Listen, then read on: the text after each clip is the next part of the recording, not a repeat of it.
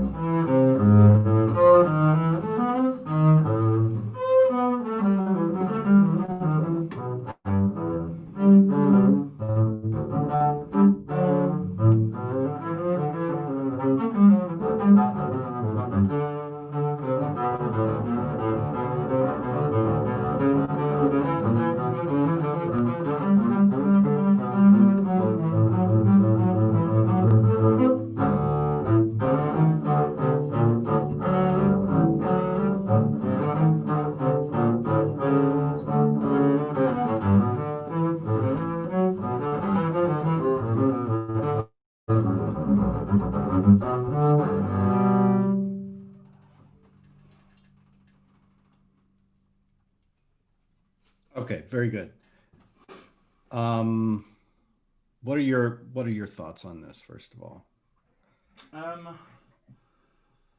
I think that the main thing I want to work out is kind of the pacing of it and not getting too ahead of myself. I feel like I'm at a point where when I practice each section individually, it's working fine, but it's kind of like figuring out those transitions right now. That's like the biggest struggle for me, at least. Yeah, I think I understand. You know, when you're at a big juncture or junction point, you know, big cadence, you know, before you go on to the next section, you have the opportunity to sort of let things rest just a little bit, just to settle, because this thing really does have a tendency to you know, go like sort of tumble forward. Right. All of these movements that are sort of in three like this. So, you know, that's if that's what you're talking about, I think that's one Definitely, of the main things that you have the opportunity to do that. And it settles the tempo a little bit. Also has that effect. Even at the very beginning, bum bim ba da da da dee dum bum ba dum ba da da da dum dee dum bum ba dum bum bum. Right. Each one of those big sections like that. Sorry, I've got a dog in here. Who's being very good, by the way, sitting in his little crate. I've got to see if this will work. So, you know, the way to make this really work for you is to completely overdo the breaks. Like don't be too subtle about it, because you really have to build this in to your conception of the piece. Yeah. So, you know, just take the first part of it, play that again up to where I sang, and then just keep going after what seems like a very unusually long pause. Okay. And play into that cadence as if you were going to stop for a little bit. You know what I mean? But you want me to continue bum ba dum beam bum beam bum bum be da da da da. Okay. I'm sorry, you said something I didn't hear. So do you want me to just play it dramatically but not stopping completely, or you do want me to stop? No, I do want you to stop at each. Okay. And then go on. Got it. Okay.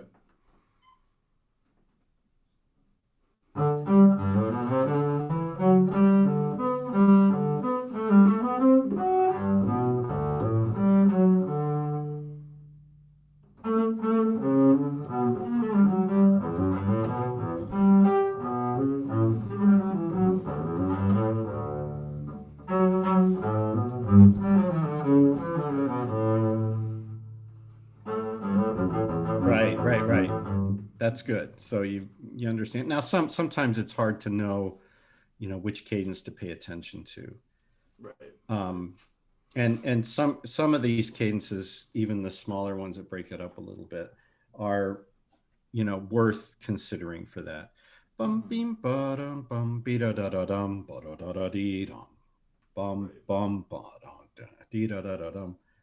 You know, it's just acknowledging that there's a cadence and a harmony change that you're really paying attention to. But that was good. Try it again. And when you have that one I just sang, do those also.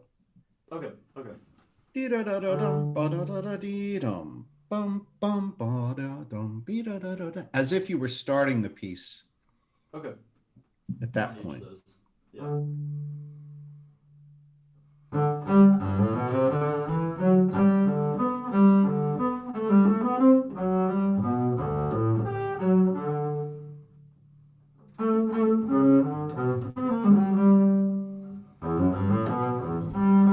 Then the pause. The pause. I'm sorry. Oh, the pause would be ba da da da dee dum bum bum ba da dum. I'll just. Interestingly, you know, you phrase this according to every time that da da da da da da dee da, the opening idea. Every time that recurs, it coincides with this idea. So once more from the top. Okay.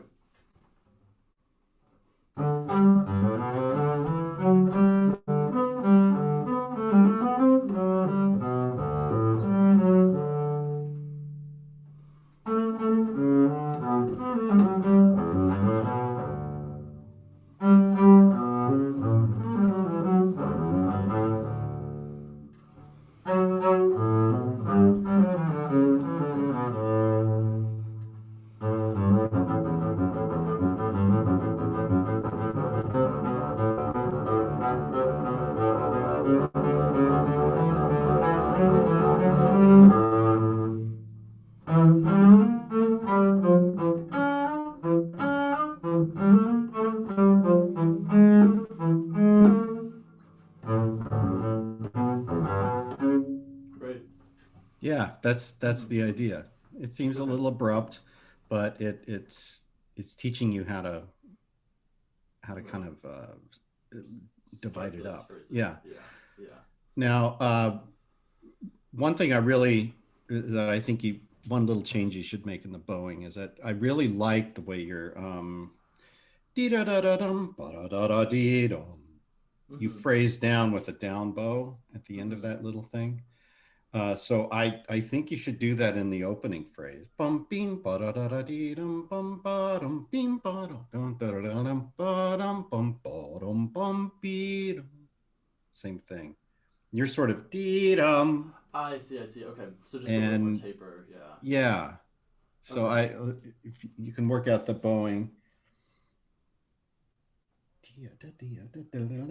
Bottom bump down up down. Yeah. That's what I think that's what I'm. I thought you were ending on an up bow there. Try it again. Oh, I was actually, I was doing that measure separately, so I'll slur that now. Okay. It's just that one up bow. Bottom up, bottom. And it adds emphasis to the bass note, that D. Right. And then it just naturally allows you to do a little bit of diminuendo on the resolution of the suspension. Right. Okay. So do it again from the top.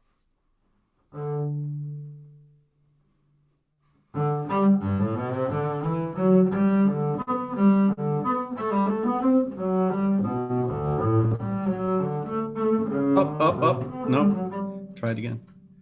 Down, up, down.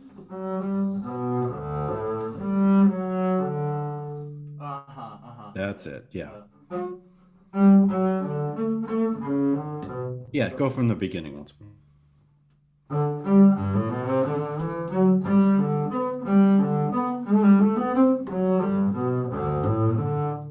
Sorry, I'll do it one more time.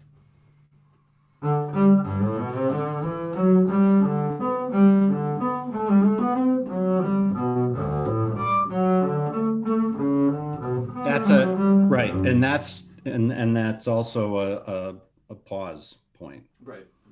Dum bum be dum. Right. Yeah. Don't so just.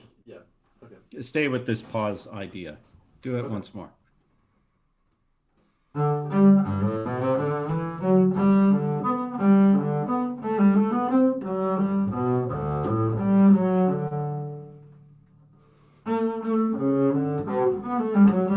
Good. And I want you to do one more thing here. Because you're putting this little pause in, I want you to play into it with a little bit of retard, because the whole point of this is that you're really recognizing and responding, reacting to harmonically what's happening, which is that suspension. Right.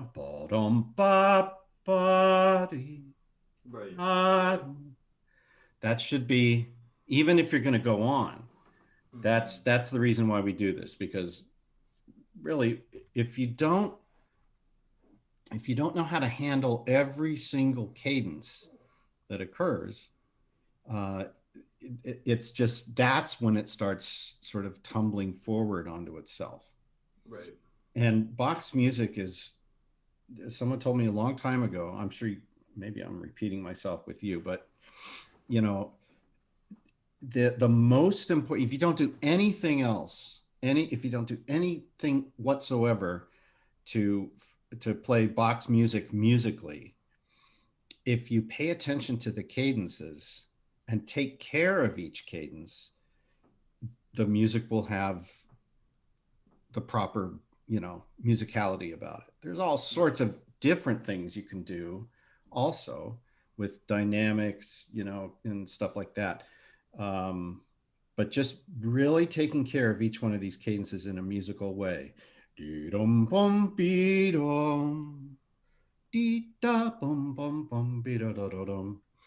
then going on. Okay. So it's not just an abrupt stop. Right. So now you want me to do it just phrasing it that way? Just we're gonna just keep go doing it this way for a little bit. Got it. Okay. Just play that little bit at the end of that phrase. Dee-dum bum be-dum. Yeah, just make it really pretty. That the end of the suspension. Yeah, now you're doing something very nice with the bow, very logical, musical with the bow. Start it up at the beginning once more.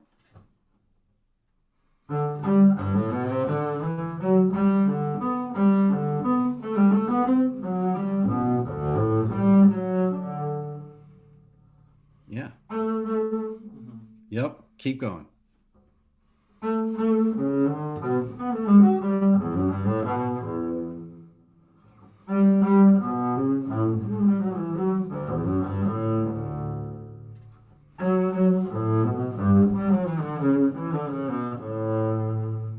Excellent.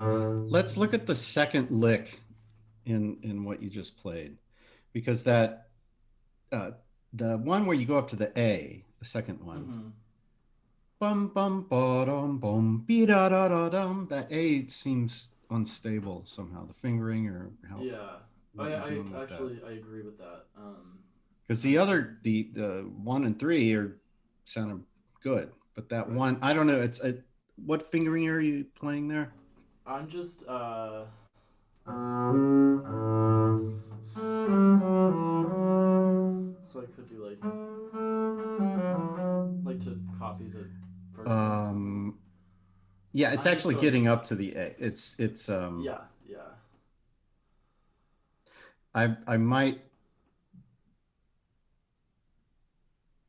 I think what I do is I start on a third finger 8, 3 3 thumb 1 over onto the A string.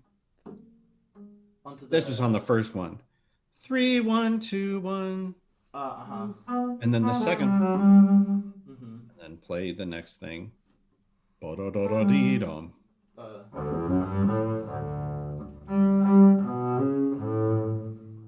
Three? Yeah, that one I would play the same way.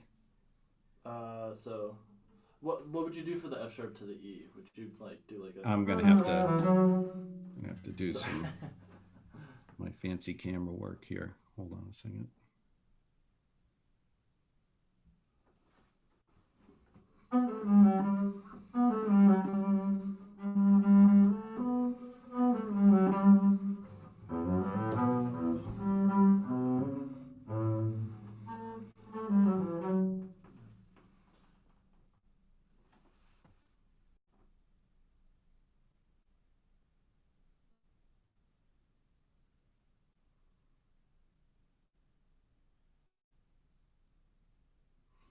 think you're muted.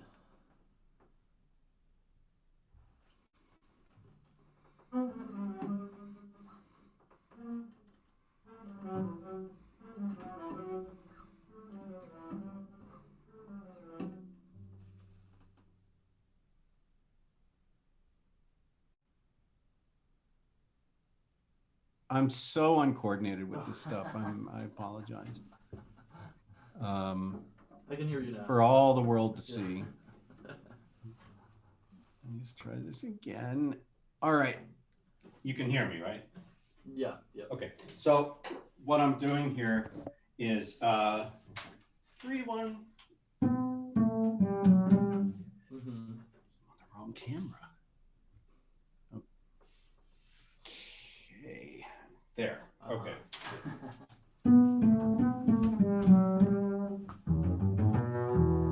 Then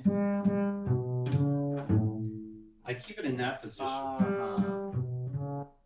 And then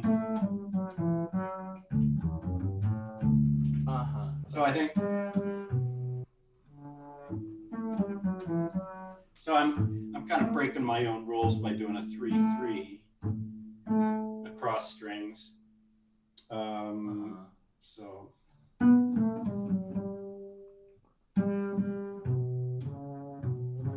you could do a thumb shift.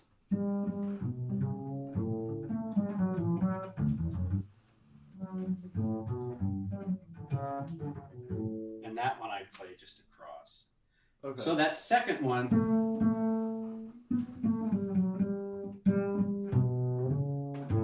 you could do it that way. We just want that A to come out really solid. Okay. And I don't think the shift up to it is working out. Right. Right. So slowly though.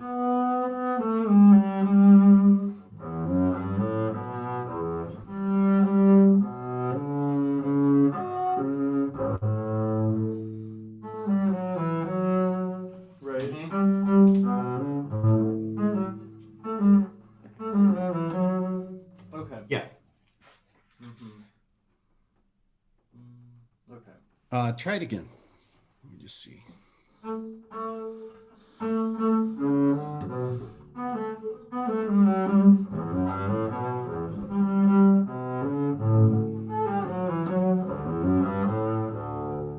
Yeah. Does that feel? Okay.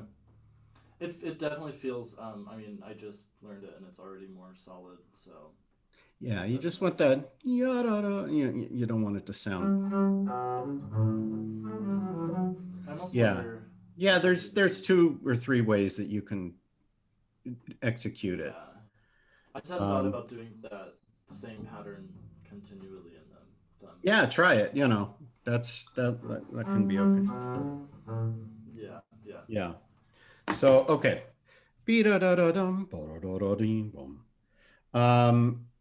Now the other thing musically right there in that passage is play stronger on the bum bum ba dum beam ba da da da ding ba da da da dee dum, and then back off. I think you're getting towards that idea, but it could be, usually I think the way it sounds really good is just like forte, mezzo, and then piano or something like that.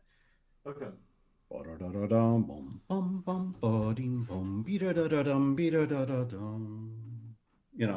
So it ends really soft and you start the next passage. Very, very quiet. Yeah. Can you just take that? So play the sequence. Stronger, and then each one less.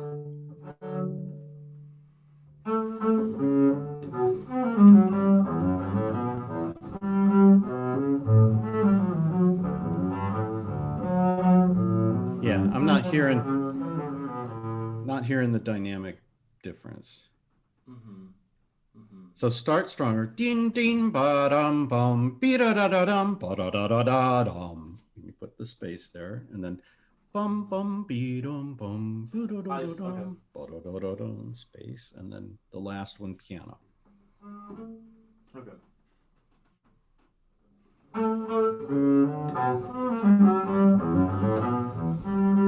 No, put in the space. Put in I the see. space. Okay.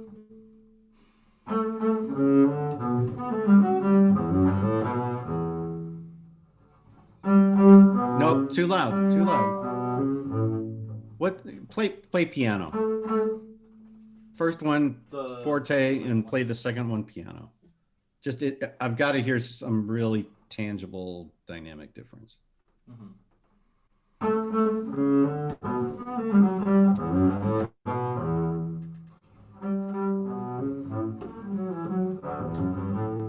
And this one almost.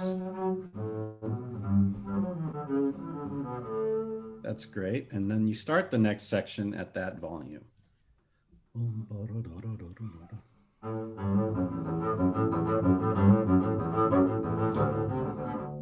Yeah. Yeah. I like. And you keep building on this one.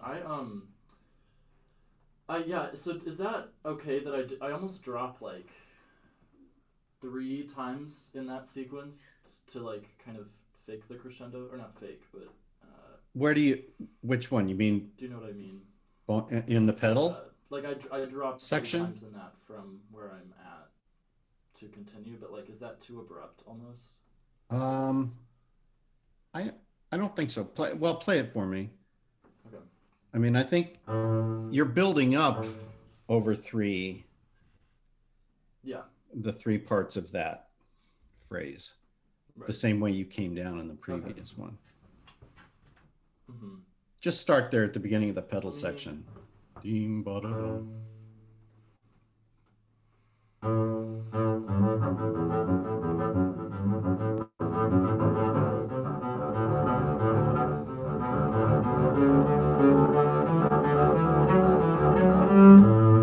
Yeah, I like that. Okay. I mean, I'm not accustomed to hearing the drop. There's a couple extra drops in there that you're doing, but that's cool. Do it again. Let me hear it again.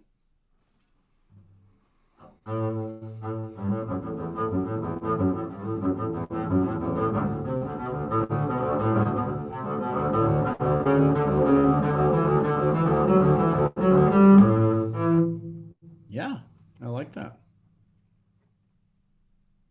Okay. I think it's fun. I just know it's kind of weird, so. No, I like it. I like it. I like, if it's convincing, if you're playing it convincingly, then it's good. If it's sort of half, I've got a bad connection here. Are you there? Sorry, I think we froze for a second. Okay. Yeah, I might turn off the video, see if that improves the signal at all. Okay.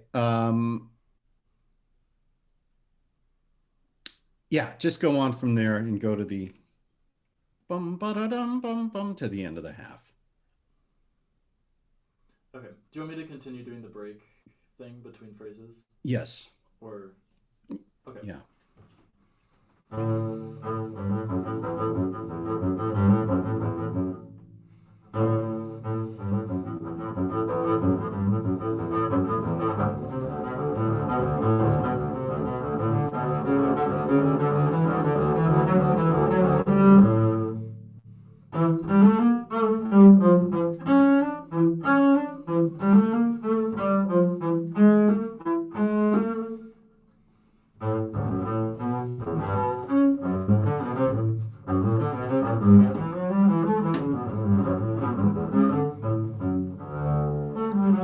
Yeah. It's pretty good. I'm not nuts about about the clarity of the ba-da-da-da-da-dum bum bum bum. Mm-hmm. I think the fingering's right. It's kind of a little mushy in the articulation. I'm having actually, when I slow it down, I'm finding that it's consistently that top. Play it very slowly for me. It's that top note almost that's throwing me off. Yeah. The whole thing, or just that? Just that ending part. Ba da dee da dee da da da. No, not even there. Dee dum ba da dee da dum. Yeah, no, you can start there. That's fine. Okay.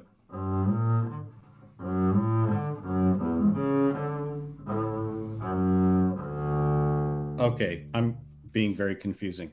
Go back and just play that whole thing. Ba da dum bum ba da dum.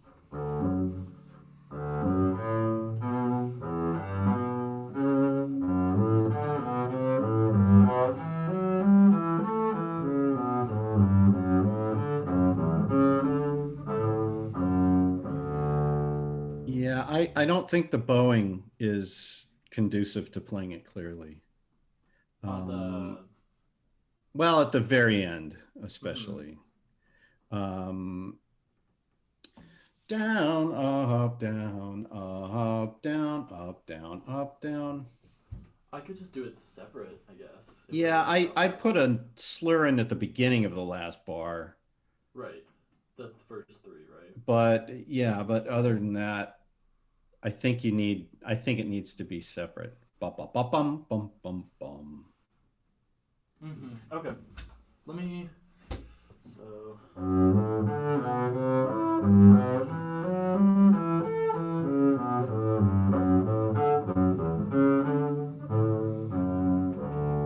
Like that? Yeah, almost. There's a part of it that I think it'd be better to do down bow.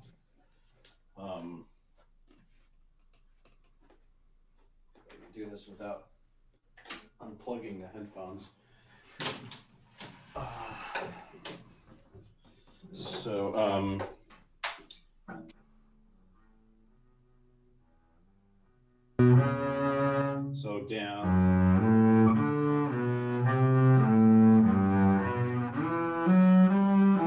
Now from here.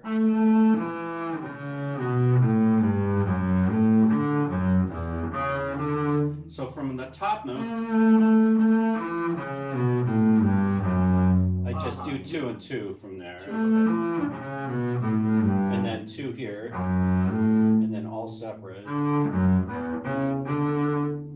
I think it helps with capturing the notes in the string crossings. And then do you just do an up on the last 2 eighths? Or... Yeah.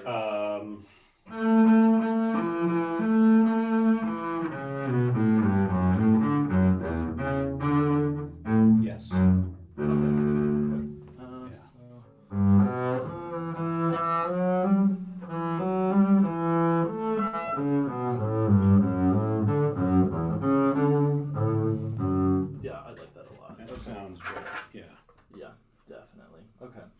Are you playing when you do the previous part? Yes. Down, up, single note up.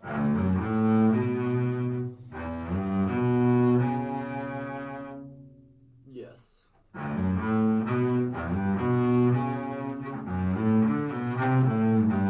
What you do here could be 2 and 2.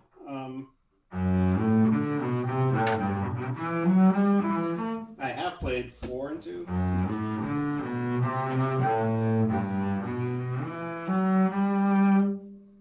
know, I forgot what you're doing there, but I found that I actually liked, just specifically for that thumb shift up to E, I like having a separate bow on that, just to give me a little bit more time. Okay. Yeah. Just so play it slowly. Play it slowly once.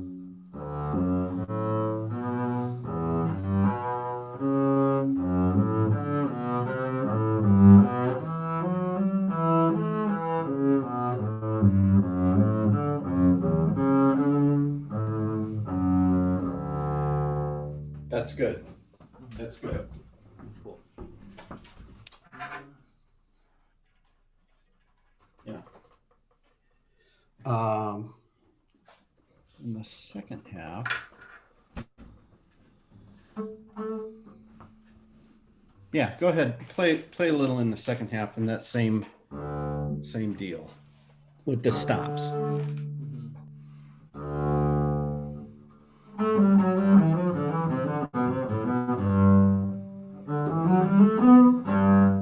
Or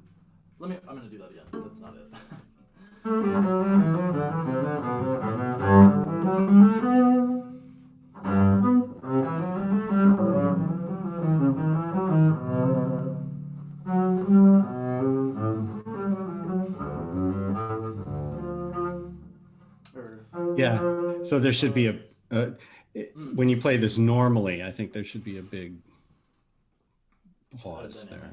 Yeah. When you go to the minor or the other key. Pause,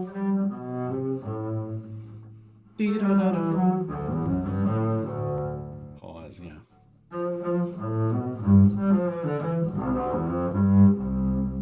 Mm-hmm.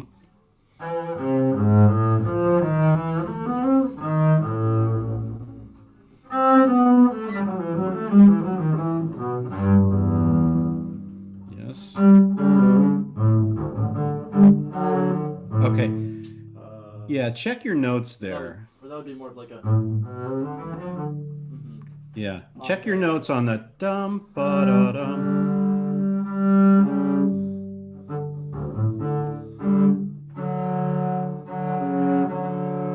Yeah, no, the in between notes are. I can't sing it. Sorry, I have a I had my capo open. That's the. Oh. I was just playing a D at the bottom on accident. Okay, play slowly from the beginning of that lick.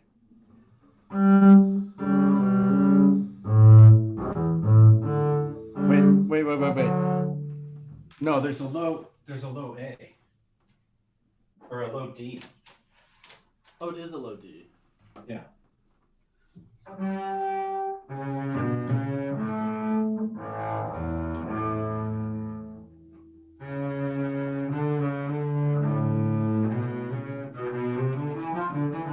So A, E, A. It's not a D.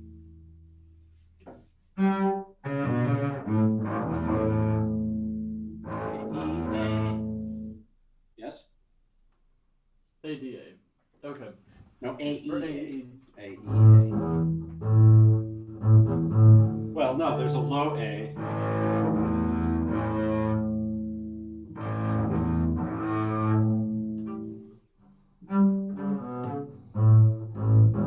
I see. That's I see, it, I yeah. See, I see. Okay.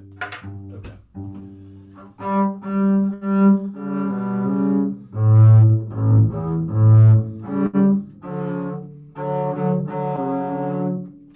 Yeah, and now that, sorry.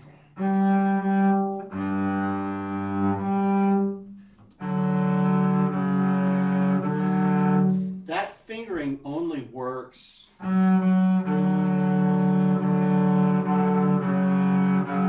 if you really get the lower note of the parallel fourth, or perfect fourth,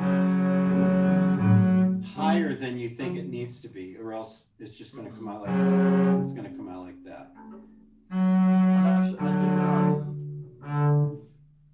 I'm trying to use. I tried that fingering and I just like was not. It just like seems. I'm doing thumb on the F sharp, if that. So I'm doing 2, and then so 1 2 1 2 on the D string, and then Okay.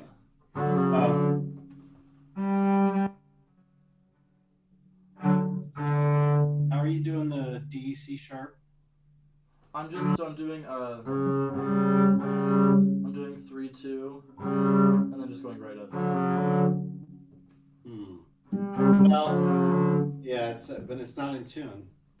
Yeah. Da, dee, da. That shift puts the same notes under different fingers, and it's right. It's going to be really hard to play that in tune. Mm-hmm. I would start out the way you're doing it, and then just switch them around.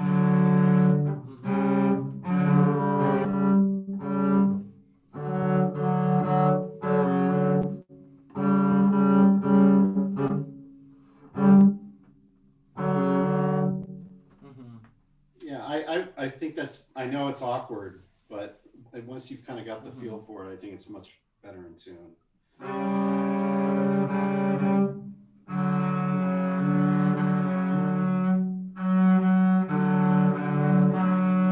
And kind of take advantage of your harmonics too. For that. Okay. For the G and the D.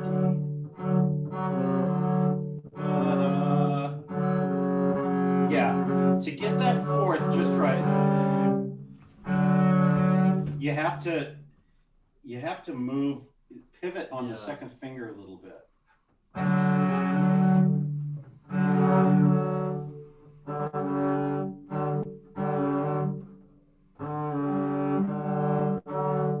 Sorry, yeah.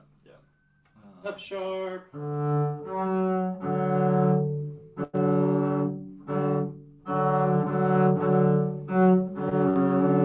So maybe your best way to practice it is just set down the parallel of the F sharp to C sharp.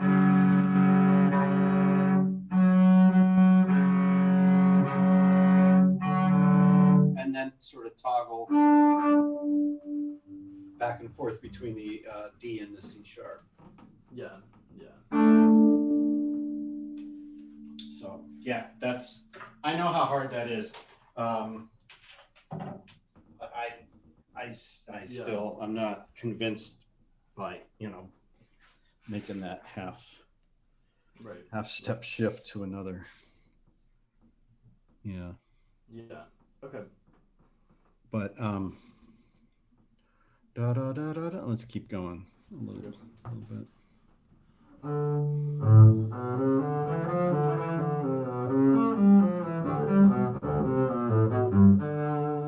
And there's an F sharp in there. Da da da da da bum bum. Da da da da da bum bum. No, before that, coming down from the G. G, F sharp.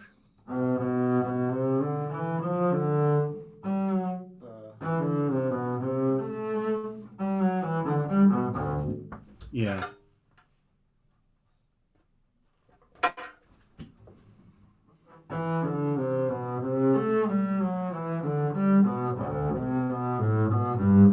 Okay. Yeah. Okay, keep going.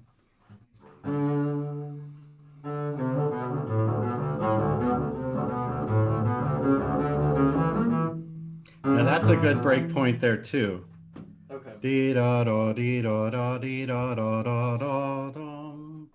Ba da dee. Yeah. Let me.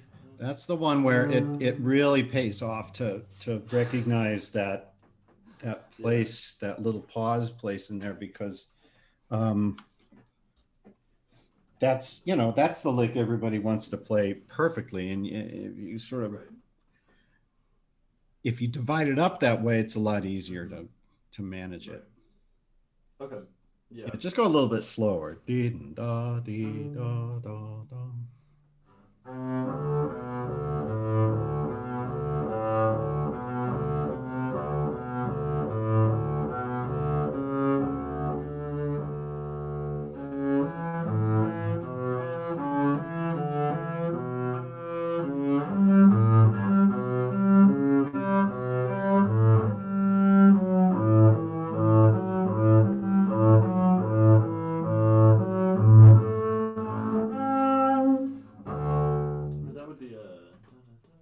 That would be one to that bottom D.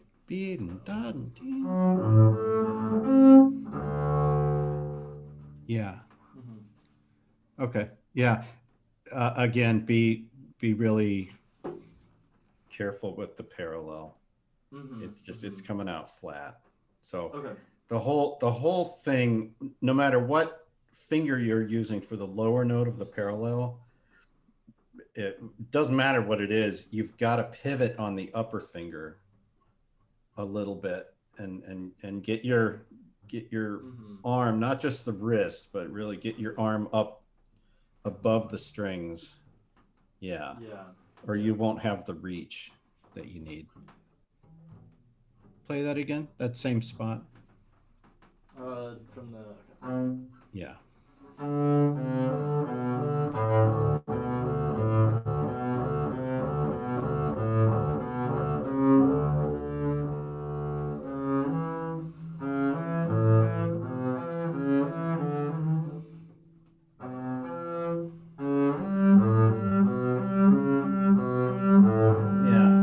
Let's look at that for just a second.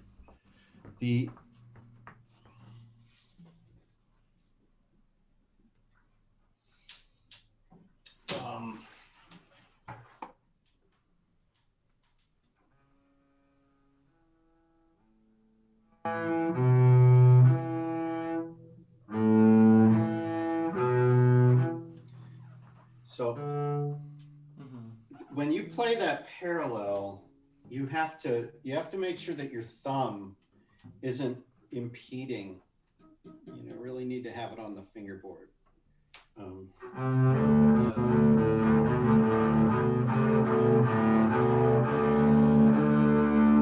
Oh, and by the way, when you play the C sharp D, play with a 2, 1, 2.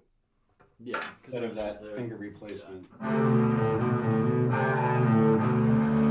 And then now the fourth finger is going to be your anchor.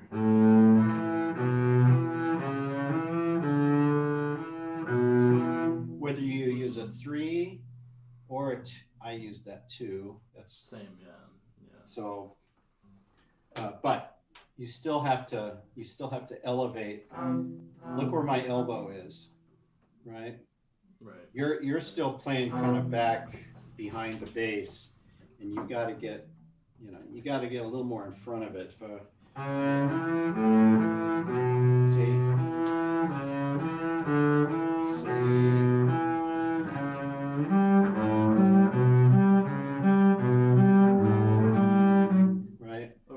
So the parallel works, but it takes quite a bit more, right? Physicality almost. Drop the neck and get the arm out in front, elevated and in front a little bit. Try it again.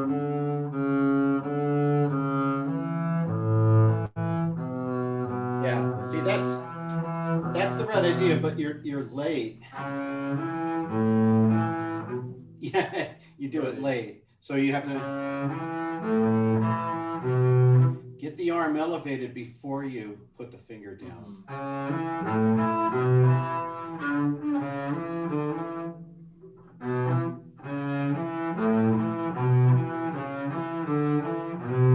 As you get better at the parallel, you won't have to do such a drastic arm move, but the drop of the neck is really crucial, even if you're sitting down. Right. You've got to get the scroll like way back behind your head. Yeah. Do it once more. Just play the notes separately, like I was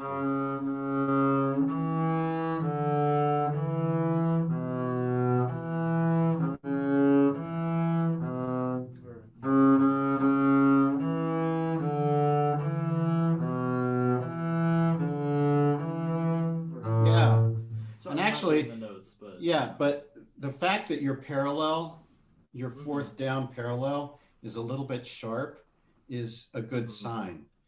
Now you're doing the move correctly and you're overdoing it. So congrats. Now you can dial it back just a little bit.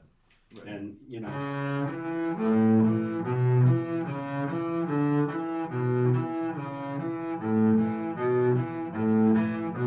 as a matter of fact, you could do something like this to practice it. Just 1, 4, 2, 4, 1. Oh, yeah. Da, dee, da, dee, da, dee, da. Anyway, we covered that. Yeah, so just do the very ending.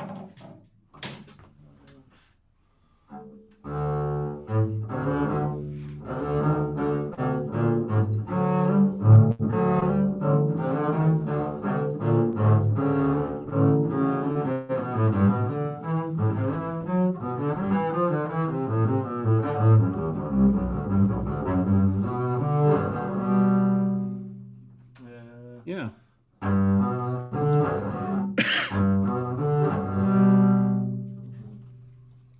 Yeah, it's good. So that phrasing idea, I would do that for, a couple days, a couple of practice sessions on this piece. Yeah. And get really, you sort of, it's like you overdo it a little bit and really play those cadences ba-dum, beam, ba-deem, very dramatically, Yeah. you know, Yeah. unlike anything else. You would never actually do it like that. Right. So anyway, do you have something, a little extra, something else to play? Yeah, I could do Heldenleben, just a bit of it. Okay. I'm gonna start 2 before 61.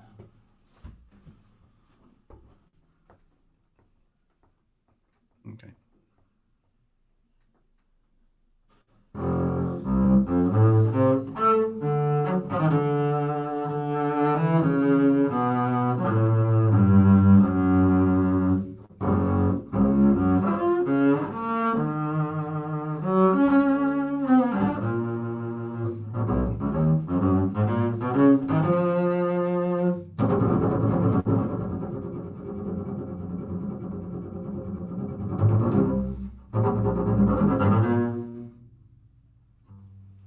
Yeah, not bad. Play it once. Well, we don't have a lot of time. There are some. It's funny. It's kind of the same issue that we've been talking about, where you have to wait in order to get the rhythm really feeling correct. Bum bum bum beam bum bum bum bum ba da ba da da da da ba dum. There are these sort of natural pauses in here that you've got to complete a thought or complete a statement before you go on to the next one. Right. Bum ba dee ba da da da dee ba dum ba dum ba dum. Right. Just play it again. See if you can.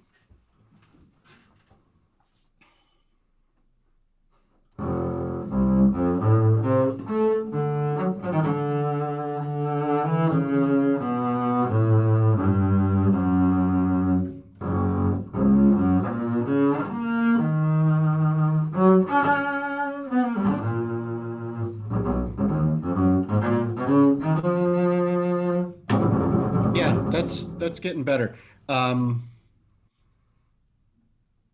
Ba dee dee ba ba ba ba bum ba bum ba bum ba bum ba bum.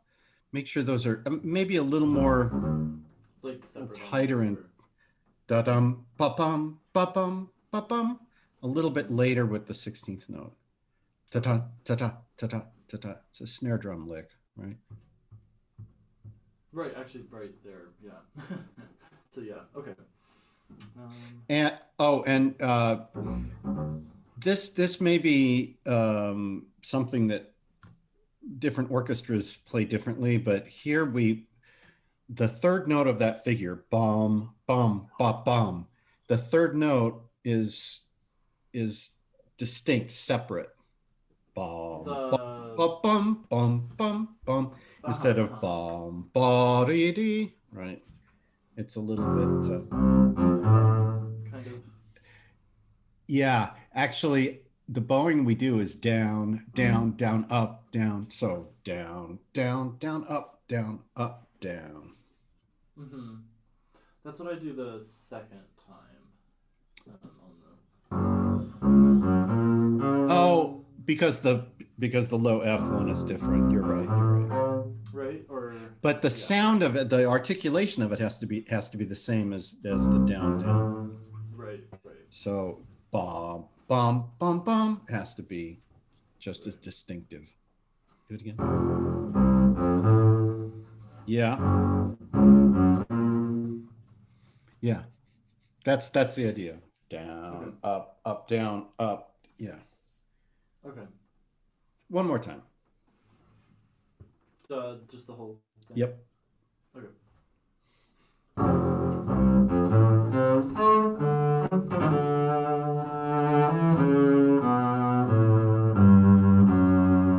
Okay. Hold on to the notes there when you boot bum, bum, down, up, up, down, right? it's going a little bit da da dee da. It's rushing forward a little bit there. Okay.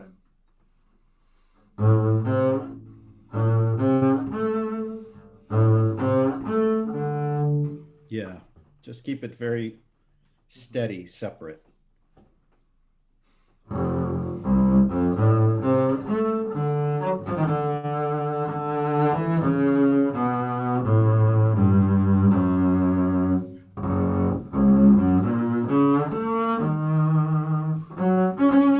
know what it is?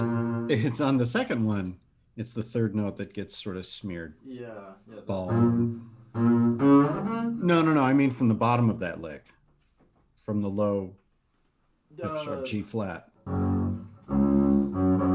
Yeah, make sure the third note bum bum ba bum bum ba ba. Separate. One more time. Yeah, I think you could still just slightly separate the second note from the third note. And again, watch that you don't speed up on the separate subsequent notes.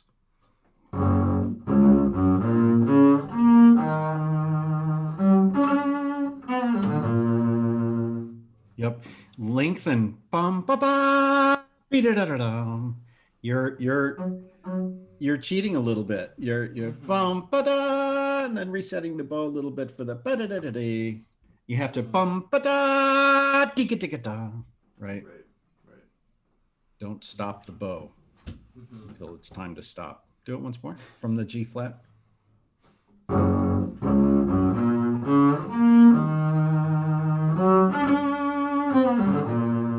Yeah, that's why I'm constantly harping on in these 16th note figures, ba-da-da-da-da, in Heldenleben and in some of the other music of Strauss, like I guess Don Juan to a certain extent. You know, you have these 16th figures that come at the weak part of the bow. So that's why the emphasis on the first note is so important. Right. If you do it just the way it sort of feels natural, it's going to dum da da. It's not. Right. It doesn't have the impact. Bum ba dee ba da da da da. As if you're crescendoing on a down bow on the long note. Right. So get down to the bridge. Get a little more purchase on the note. One more time, G flat.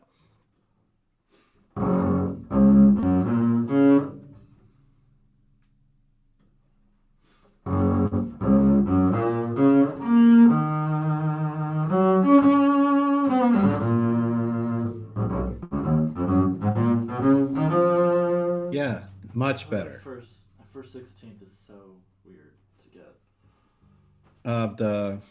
Of that, like the. It always like is not articulate. Can you play it? Ba ba bum ba bum ba bum ba bum.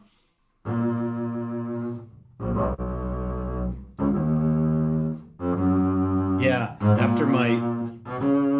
after my cheat admonition, I think on that one you have to retake a little bit. Yeah. Yes. Yeah, that's a frog. That's got to be at the frog. Definitely. Yep.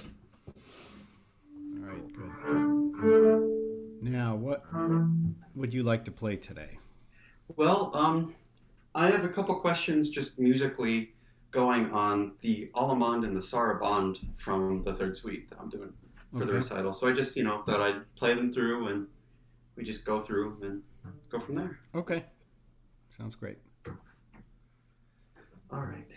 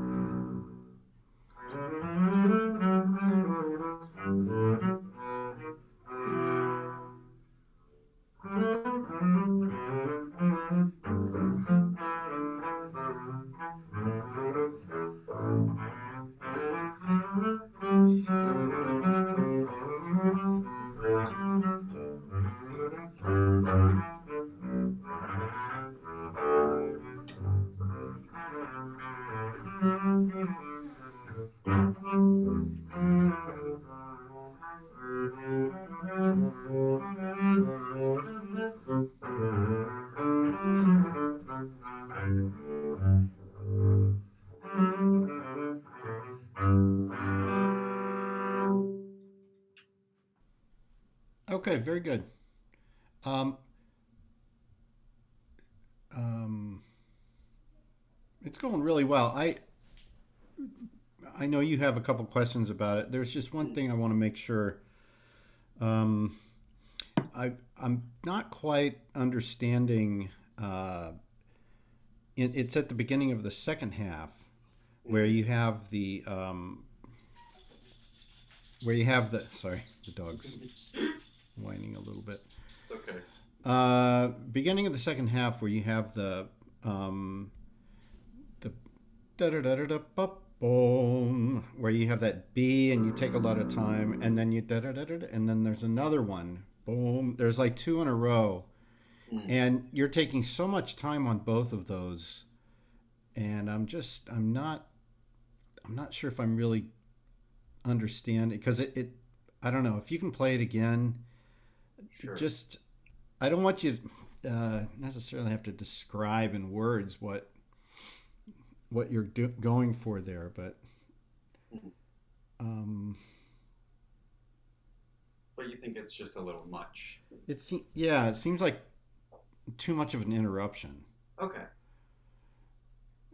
I mean that the conclusion of that phrase is that da da da da dum bum bum bim bum bum bum. Right. And you're taking, you know, an appropriate pause there for that cadence, Right. but the two before that, something doesn't feel right about that. Okay. Should it be more so just closer to instead of like closer to, or even less so because that's more so a one. Well, and the other one's a five. Start at the beginning of the second part. Okay.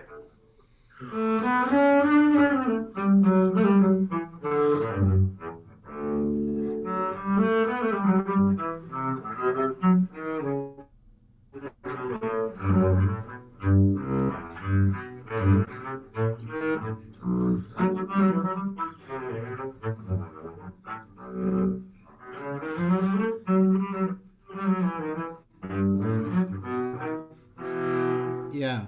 Now that time you were paying attention to the cadences before the big final cadence, but you didn't stretch it out quite so much. It sort of goes contrary to the harmony, and so I think you can. It's possible to take too much time, like in the middle of a phrase, when it really it kind of wants to keep going forward. Play it once more. My connection's really spotty today, so I'm not always. I'm going to turn off the video. See if I can. Yeah, try do that again. The same thing.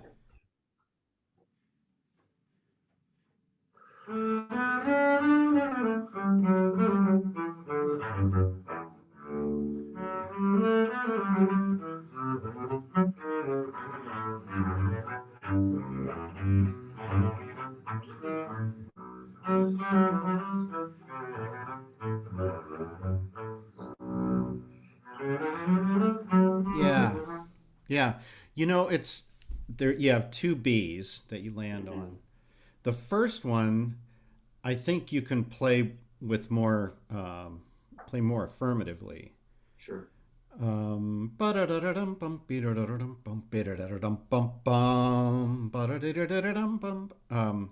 no, the one before that. I'm sorry. Right. But the second one, I think you're right to take a little more time there. Okay. So, but I want to hear something heavier out of the first one, heavier or just more prominent as a bass note. Does that make sense? Yeah. Do it once more. Sense.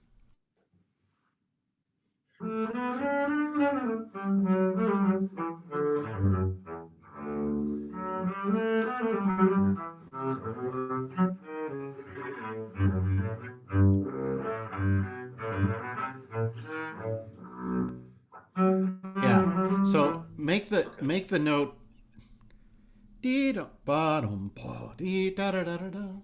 Okay. You're sort of. I don't want you to take the time there, but I do want to hear the bass note. Juiciness of it. Yeah. Okay. So go a couple bars before that.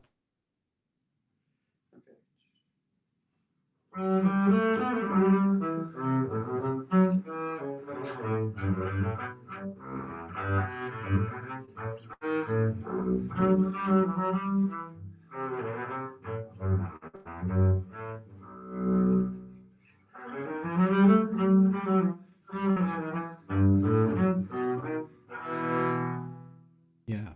And even the second one, you're taking a lot of time going into it. I think just da da da da dum dum dee da da da dum dum dum ba da da da da da dum. Okay. Don't slow down like it's a full cadence. Okay. That also really and that may be what I'm responding to more than anything is that the big sort of retardando into the when you're not finished with the phrase feels a little awkward. Yeah. Okay. Once more. Sure.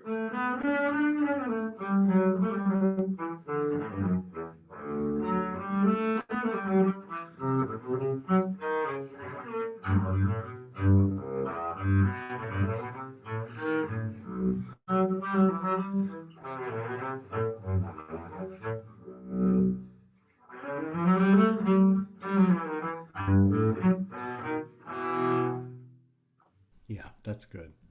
Can Okay. you give just a little bit of vibrato on that fourth, the last thing you play there? Just a bit.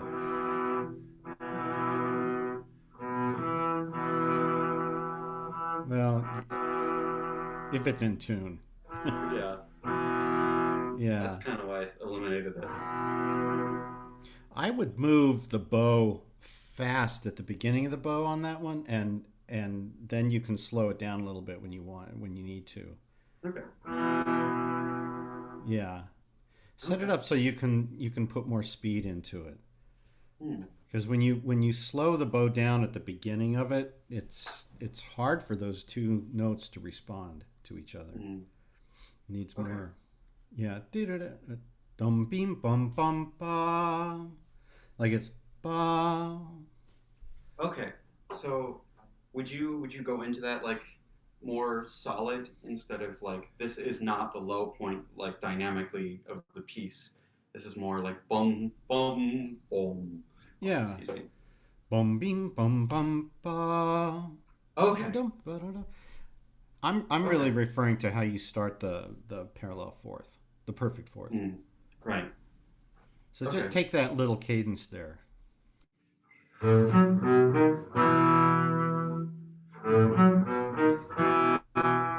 I see what it is. If you, it will work a lot.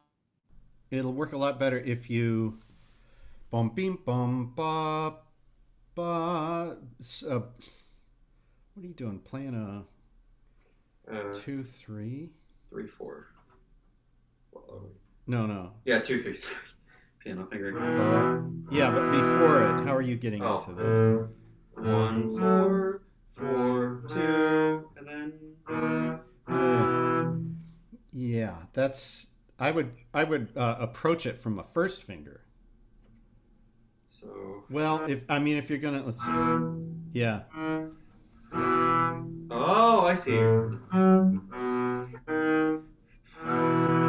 Like that. Yeah. I think that's. I mean, it's still kind of problematic. Right. His own set of gymnastics. But yeah. Let me get the other camera going.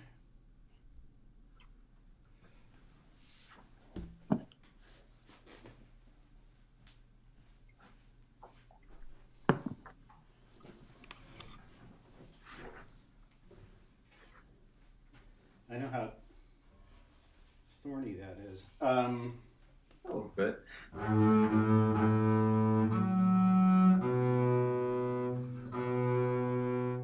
Let's see. So we want to end up on a 2-3 here, right? So that's that. Really nail down your. I don't know if you can see that.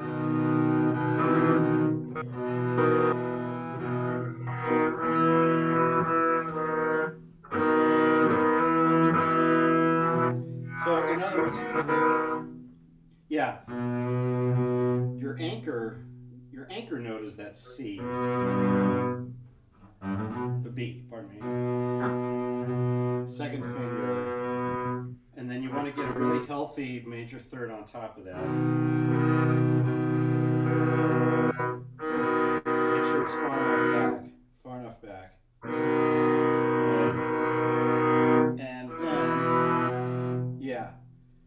So to set that up, you're going to have to.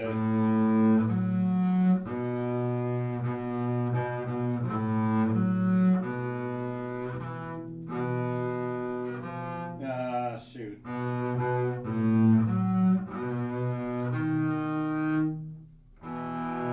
Yeah. So I guess just come back to a 2 on the second B. Yeah. Yeah. Yeah, so you have to play that with the 2. Okay. Which is hard. That's yeah. So yeah, you got to come at it. That's why it's so awkward. Is that is making sure you've really got that micro shift, and then.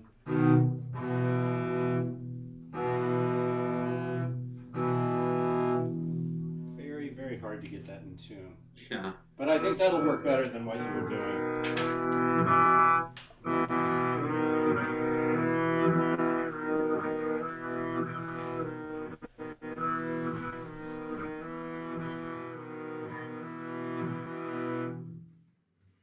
Okay.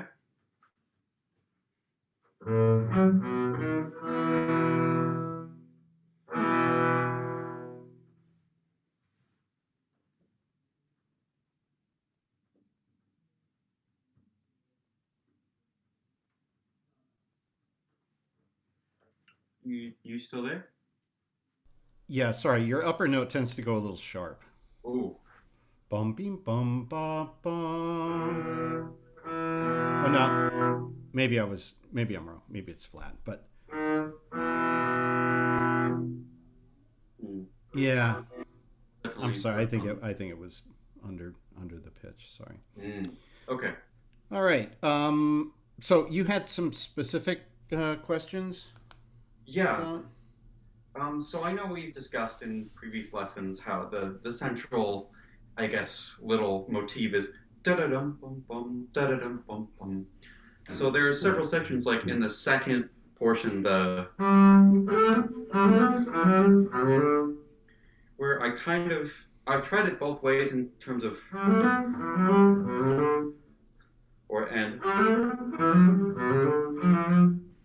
and I'm sort of stuck between which is sort of right. I just want your opinion, because like logically it's the second one where it goes da da dum da da dum da da dum da da dum. Well, not necessarily that accented, but I'm just like curious as to what you would do in that situation. Well, I think you always have to stay true to the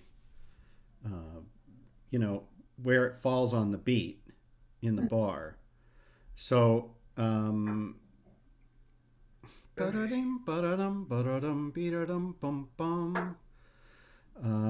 this case, I actually, the third note, I think, is da-da-dim should be the prominent note.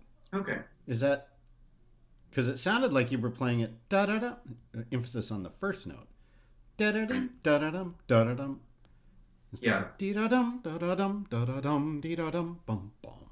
Right? Yeah, see, that was the conflicting logic. I kind of want to do what you were just saying, like da-da-dum, da-da-dum, da-da-dum, da-da-dum, bum, bum. Well, that's rhythmically correct. Okay. Yeah.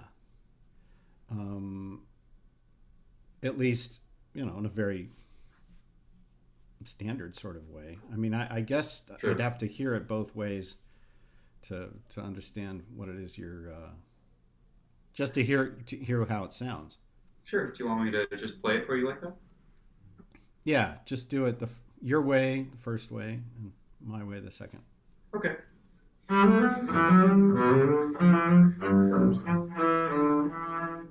I think you have to get into it from maybe 4 bars before, whatever. The start or the previous phrase. Okay.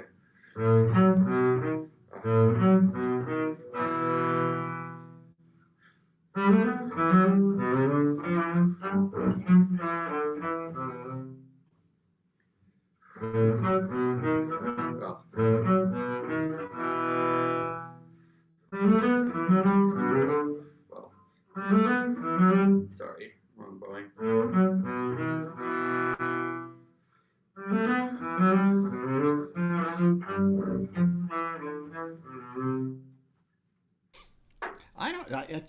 I think your way's interesting, and it doesn't, you know, the thing is, it doesn't necessarily just like overdo the first note of the figure.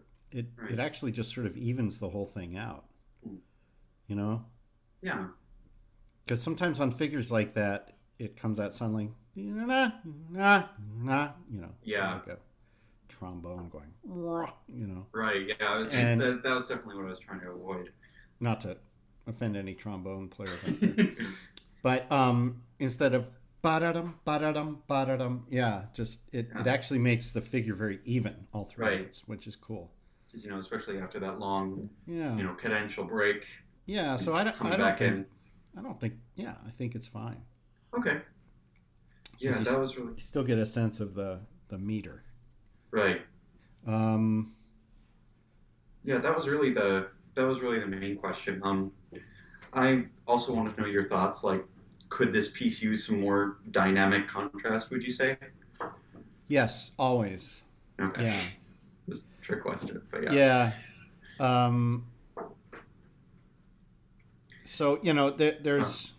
I think that, you know, there's some pretty obvious. You know, like anytime the harmony switches to minor, all of a sudden, you know, that's a clear, you know, example of a place where you can drop the dynamic there. Okay. Bum bim bum bum ba-da-dum bum ba-da-da-da-dim bum bum. You know.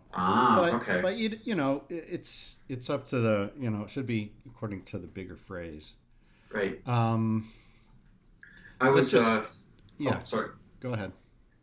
Well, specifically in terms of more forte or fortissimo in this case, I was wondering, when I first played it through, I was really working on. Would you say that was enough, or would you greenlight a little further? I think probably further. Okay. Yeah. Let's just take that from the second half. Just do the second half again. Okay.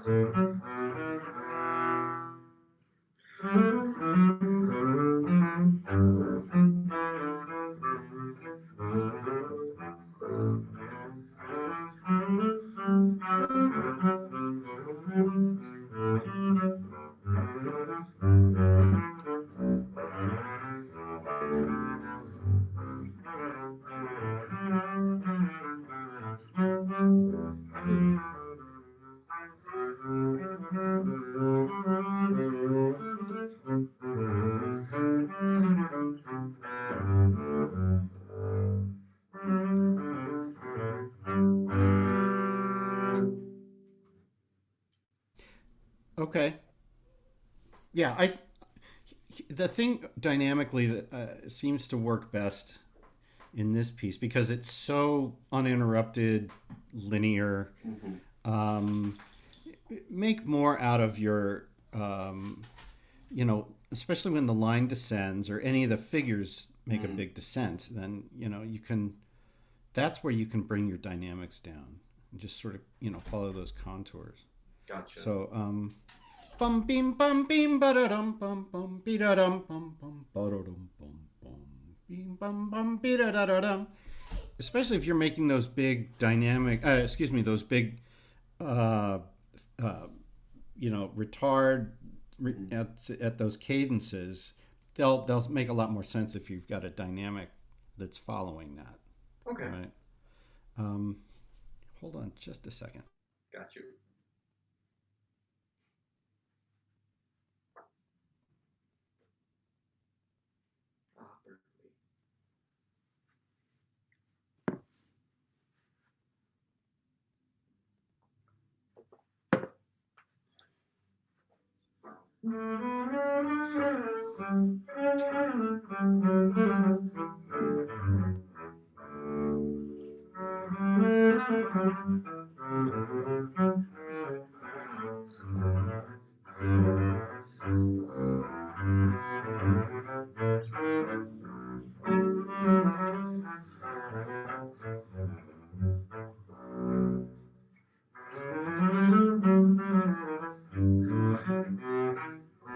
Okay, sorry. Yeah. So,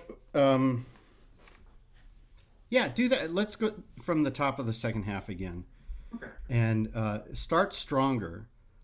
Got Bum you. bum bum bum. Make sure that that's really very clear, strong dynamic, and then phrase it down, dynamic down as you go.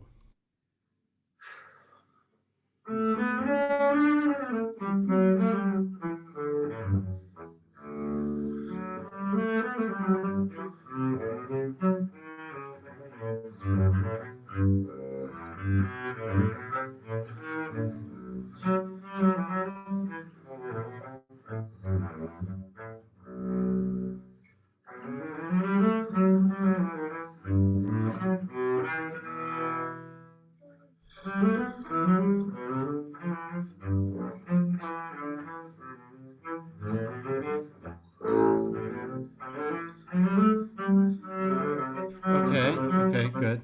And then that part you just played, ba-da-dum, ba-da-dum, ba-da-dum, bum, ba-da-da-da-dum, bum, bum. Lead Okay. into that. Not Lead much, into okay. that figure. You're almost holding back. It's got a very logical conclusion. So that scale, start at the bottom of that scale Okay. figure.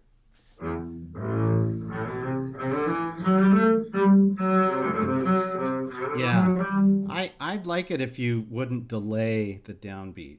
Okay. Ba-da-dum, ba-da-dum, ba-da-dum, bum, ba-da-da-da-dum, bum, ba-da-da-da-dum. Got you.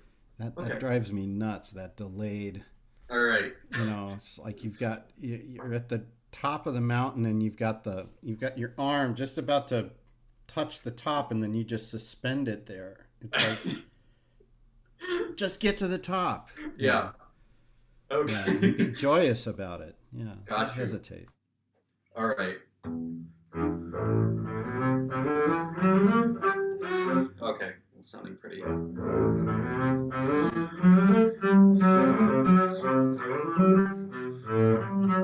Yeah, if you want to ba-da-dum, be-da-dum, ba-da-dim, bum, ba-da-da-da-dee, you could start a little bit slower at the bottom and then do a slight accelerando Okay. or just rubato, Sure.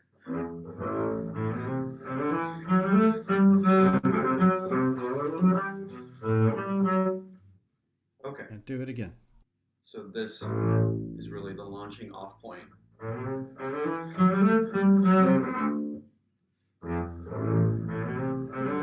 Well, what I would say is start on the tempo that you did with the bum bum ba da dum ba da dum ba da dum bum bum. So bum Okay. ba da dee da dee da dee da dee da da da dum bum bum. Does that Gotcha. make sense? Yeah. Just keep the tempo where you set it with that retard at the Make cadence. it up as you're going up. I get you.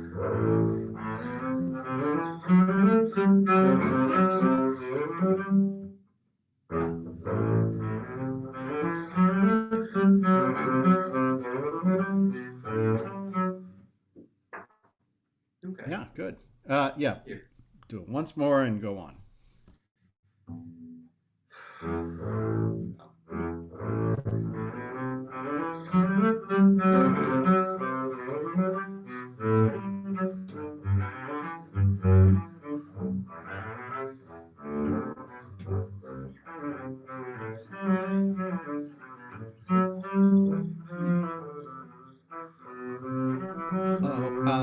Okay.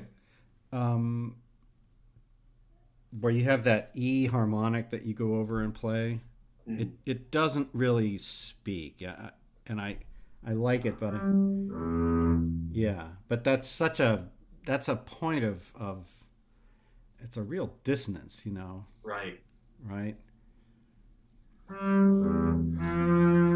Right? Think about that. You've got this minor 10th, and then da da ba da ba. You know, it's like So bum ba be da da da da dum bim bum bum be ba da da da dum bim ba dum, and then start it again. Now play it with the E. Harmonic. Just make sure you play it out so we really hear that. Got you.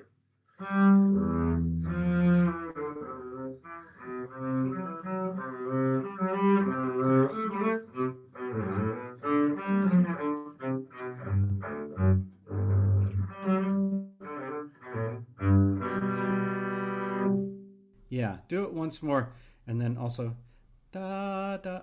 Man, there's an F sharp I think you missed later on. Okay.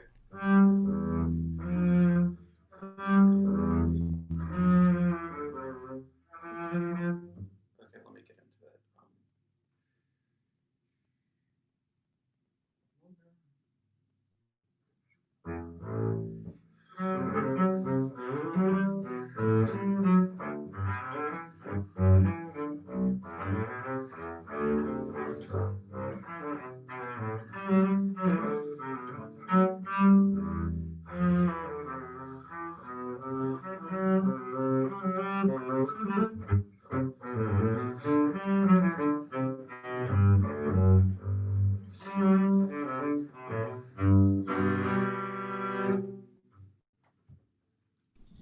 Yeah, that's cool.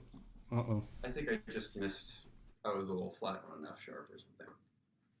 Yeah, I figured it was just a momentary slip. So yeah, that's good. Thank you. Yeah. Now, do you want to play the Saraband? I'd love to.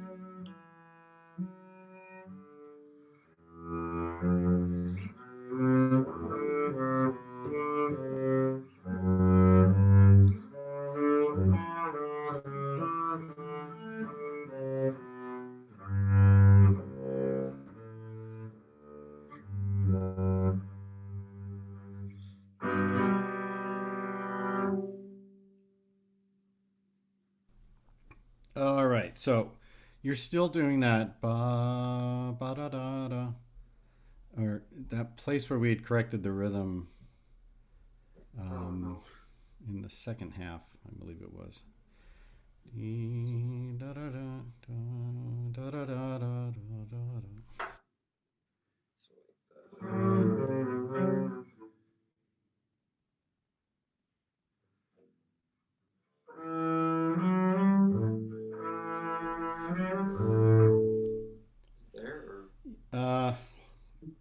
Yeah, I'm sorry. Hold on. I gotta find it on my.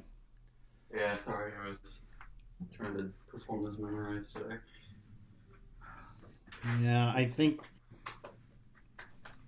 Yeah.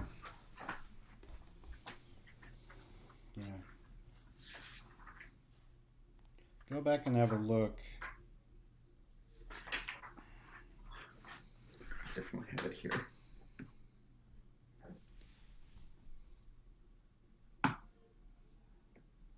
And then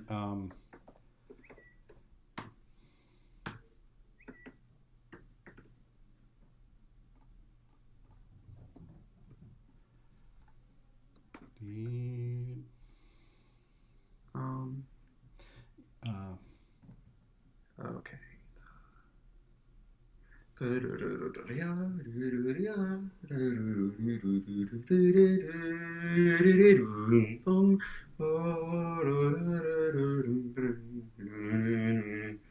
hold on.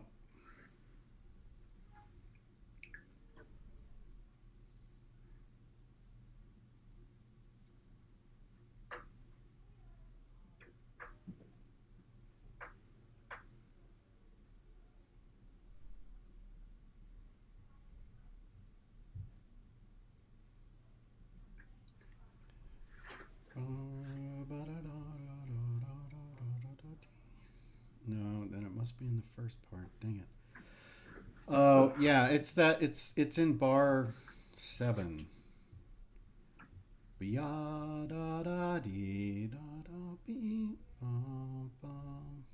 So, yeah, I think you're making those into 64ths. It's the bar with that bar 6, bar 7, yeah. Okay, 5, 6, 7. So.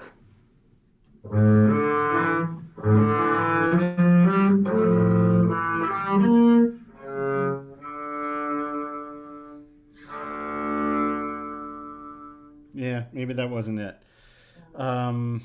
Was go it on. was it the? Play it the second half. Okay.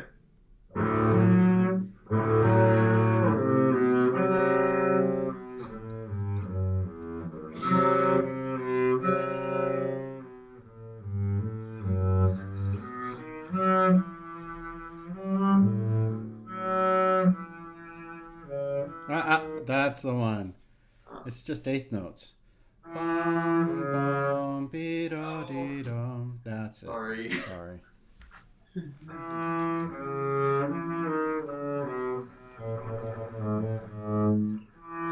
Yep, that's it. Okay.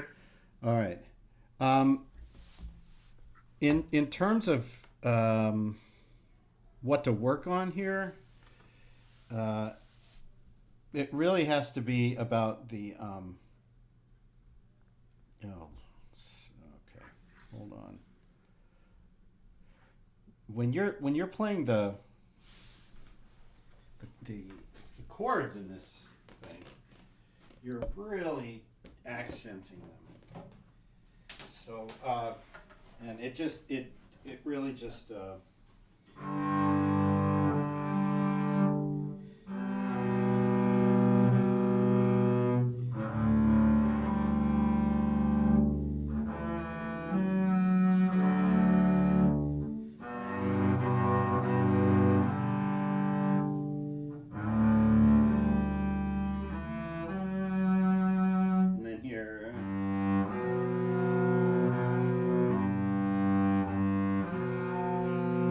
be careful that when you add that upper string, that it doesn't, that you can't sort of crash into it.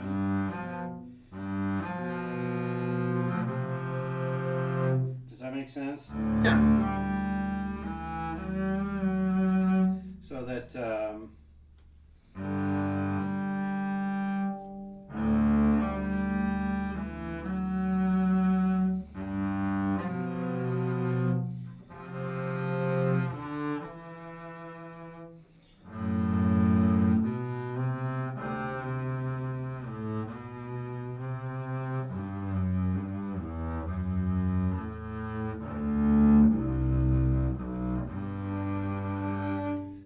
it's just it's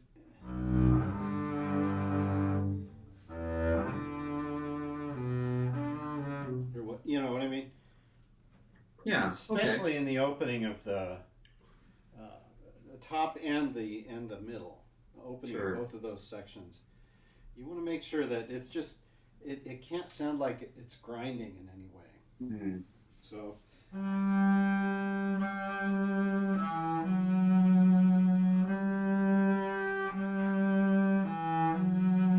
want it to sound like that, except with the other notes. Okay. Right?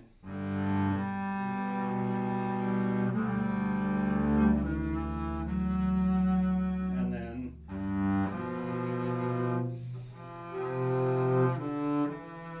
And you're doing the two downs, right? Is that correct?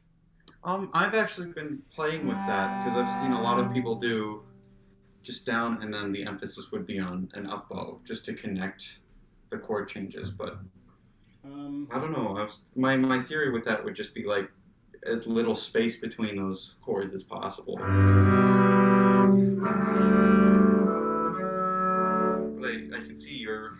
Yeah, I mean it. If you're doing it up bow, then there should be no excuse at all for. I mean, you know, you shouldn't have any sort of crunching happening. Right.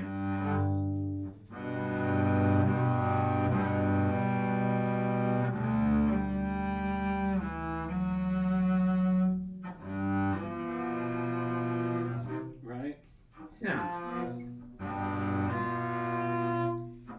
This bass isn't responding very well.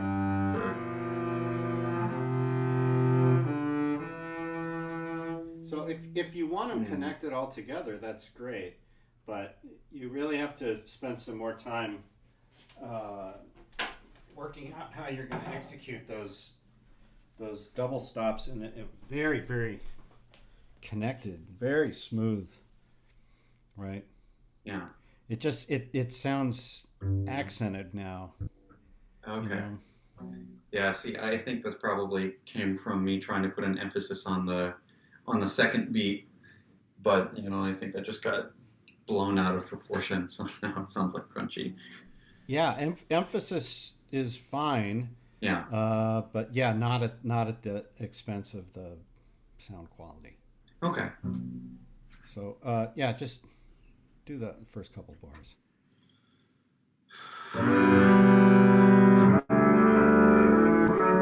Even that, I mean, now I want to make, you know, there's got to be some allowances made for, like, you're playing pretty close to the mic and the mic's pretty hot, you know. So, Sure. But at the same time, I think you can do better. Okay. As far as, you know, because it's like I said in that other place, the bow speed has to be, yeah, you have to start the bow quicker than that. And yeah, and not quite as frogged out and all that. Yeah. Okay. Go ahead.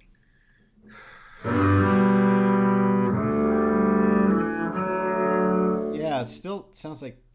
Yeah. Just play the notes. Just only play the G string.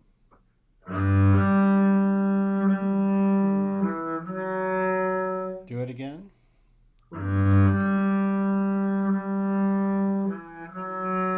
Now only play the D string stuff.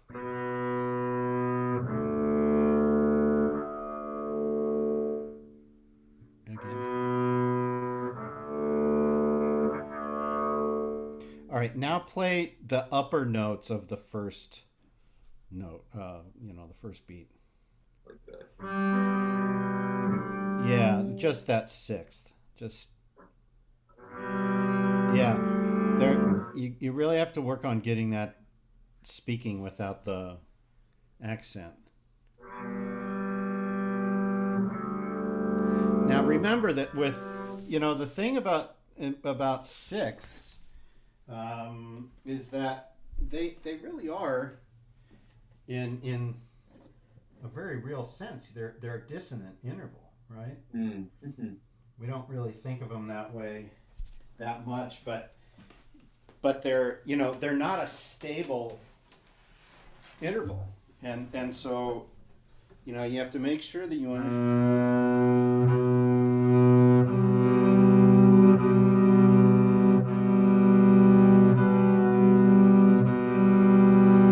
so there's always going to be an extra bit of tension on those strings, and you have to practice. It takes a lot to start it with very little weight and just the right amount of speed.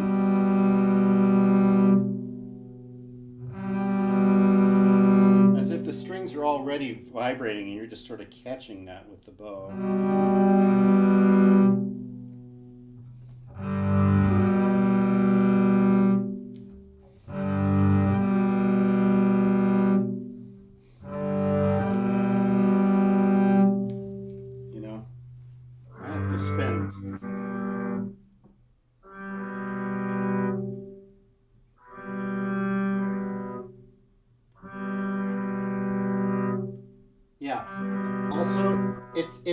It's not really that obnoxious or anything, but just always be really careful that when you stop the bow,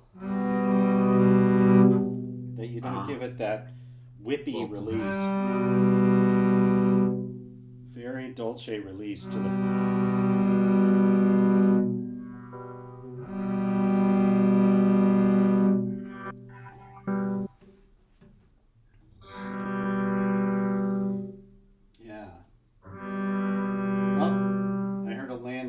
the bow's got to be on the string before you start.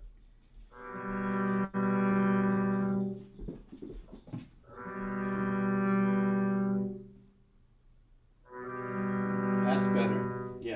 Yeah. So, you've got a bunch of this stuff working really, really well. So you want to really emphasize the parts that are, the most liable to stick out, maybe is the best way to put it. Sure. So that's just I'm more interested in having absolutely seamless, like notes on an organ keyboard, absolutely seamless approach to those like first four bars, right?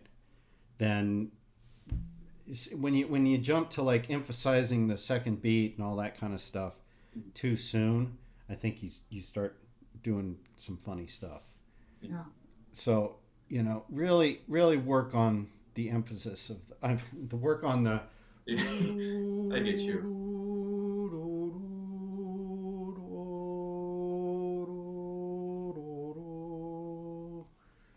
Right, and then. Right.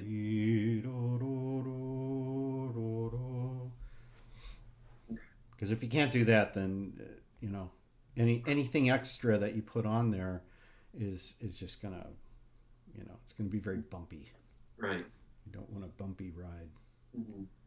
And that may not square with some of the interpretations of this that you like and that you listen to a lot. But I think, with anything, there's certain dues that you have to pay with, getting to the place you want to be. Right. And this is just such a bow control piece of music that if you really put it on that, you're gonna have a lot better time with it. Mm-hmm. Yeah.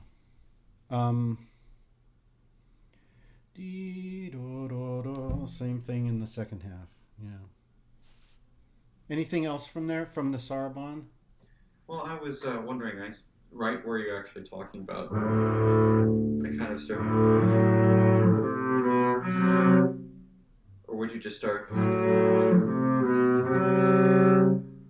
No, I would. Yeah, the way you're doing it. I mean, Okay. up D string and then switch. Yeah. Yep.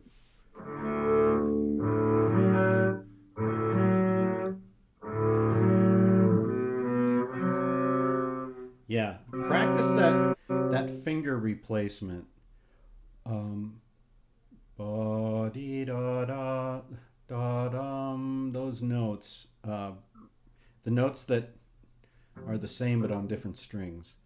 Make sure they sound the same. And one little thing also, when you're playing like that, make sure that your finger that's about to come down is just almost grazing the string.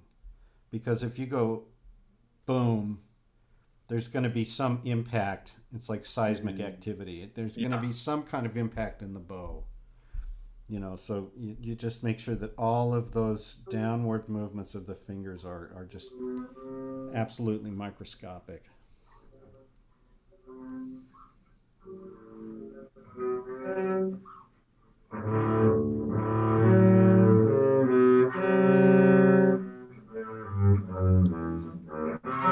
Oh! Yeah.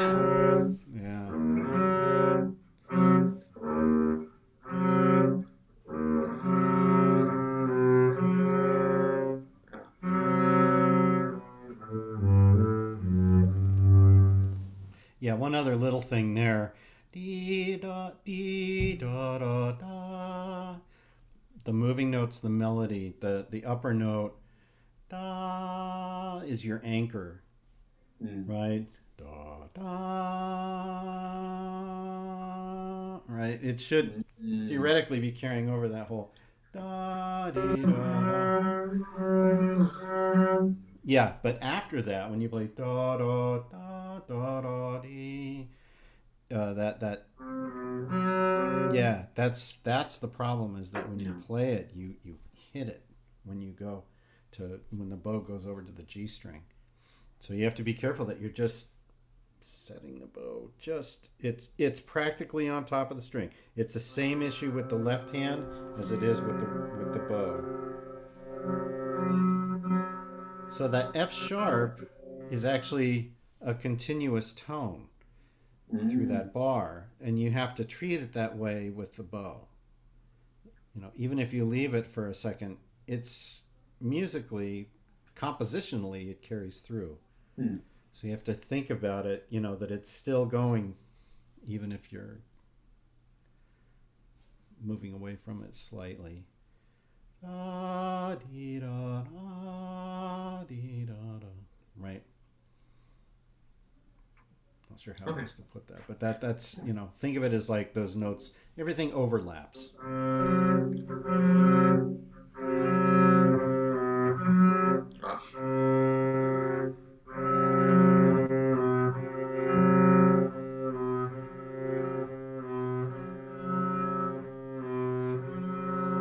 And also be careful, because the longer you play that, what you just did, your F sharp goes flat and then flatter and then flatter.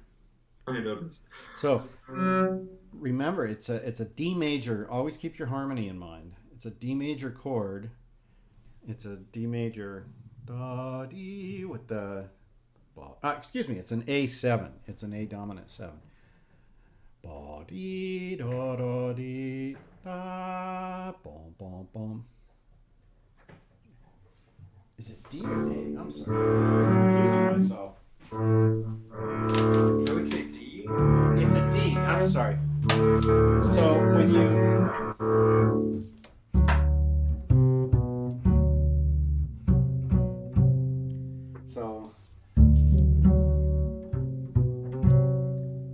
those notes should ring through.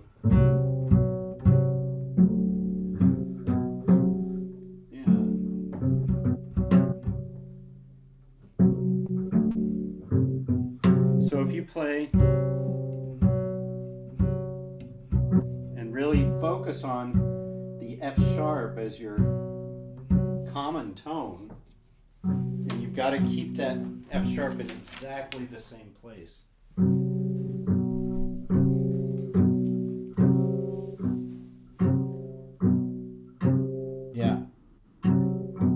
So make sure it's really ringing through on the fourth finger. Okay. Yeah. That kind of pizzicato, whatever we call that, the Ray Brown The big note method, sure. to just to find out, is everything really as sustained as I think it is in the left hand? It should have been It's a great thing to do. Yeah. Very good thing to do with the saraband. Okay. Yeah. And then it'll expose if there's any little, cracks in the wall. Then you gotta patch them up. I was gonna get a rehair soon, so that's a great excuse to do just a day of that. Yeah. Right. Yeah. Sure. Yeah. Okay. Anything else? Trying to think of any specific. Well, very quick phrasing. Yeah. Question just right after that.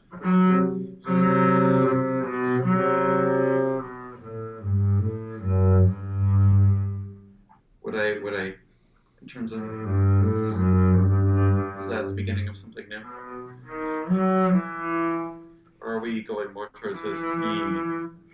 No, you're right that da da da da dum. It's a B, bum B da da dum bum bum bum. So da da da da da is a new chord. Oh yeah. And Like the first inversion. your question's good because it's an eliding cadence actually. Dee da dee da dee da dee da da. It's the beginning of the next. Dee da dee da da. Right. So the answer is dee da dee da da da da da dee da. That phrase is gonna go on for a while. Yeah, because my instincts are saying crescendo that E too. Yeah. Yeah. Okay. So I think what I'm saying very poorly is da da dee da doom ba da da da boom ba da da da. Don't take too long on the G. Okay.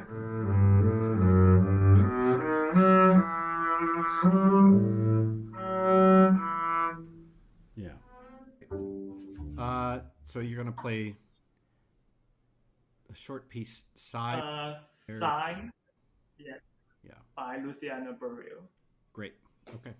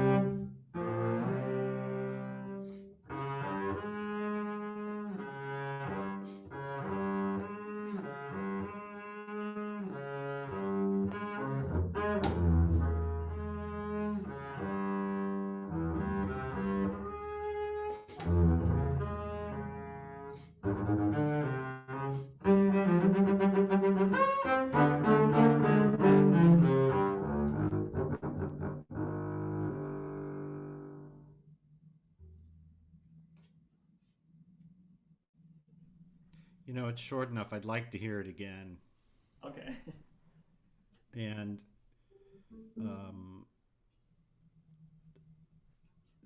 I want you to, in this time, I'm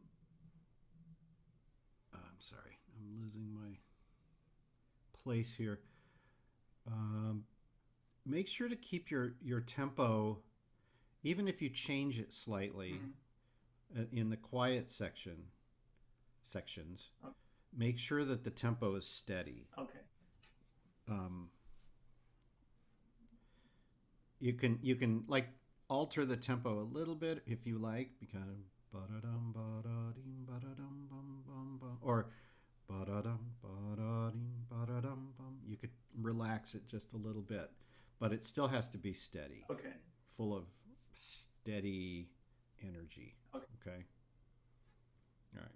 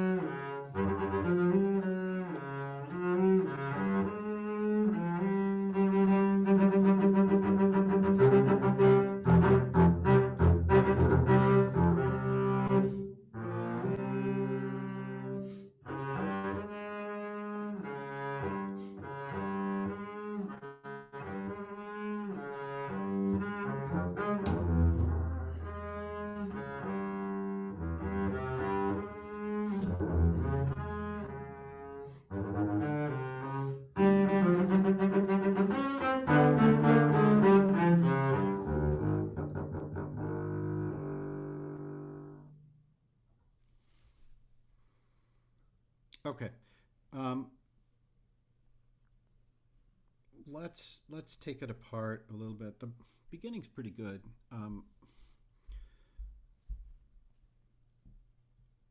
When you get to bar 22, this the quarter and half note, quarter. I think that signals, you know, things are about to change, and everything goes sort of a little more static, right? Yeah. I mean, everything that happens in this piece is important, and you have to really look at what the important parts of it are, because everything is so compressed, you know, like these 2 bars are, or 3 bars counting bar 24, are 3 bars of transition into bar 25, but it happens in such a short amount of time, right? Yeah. So you have to be really careful that you're not sort of just running over really important material. You know, I imagine in like another composer's hands, this piece would be, you know, 3 times as long, right? It would have a pretty lengthy front section, and then all the quiet music, or the two parts of quiet music, would be very much longer and expansive. But for some reason, and I'm sure Berio had a very good reason, he decided that he was going to take all of these ideas and just compress them into like a 3-minute piece or something, I don't know how long it is. Actually, just 1 minute and 20 seconds. Right. So it doesn't mean that it's just supposed to be like straight through, you know, you get it over with. It, at least to me, it means that there's like a whole world of composition in this 1 minute, in this one little, you know, it's like a little photograph or a little painting that's got tons of detail in it, just like a huge painting would have, right? Berio was a great composer. He was an absolute genius of, you know. He knows space very well. Huh? He knows space so well. Oh yeah. And he knew Petrarchy and, you know, worked with Petrarchy very much. Yeah, he knew all the instruments incredibly well. So anyway, so when you do get to this like dee da da da da da da dee da dee da da da da da, right? Do more with that. Change your sound, stretch it out a little bit. Okay. Right? So I have a question about double stop. Like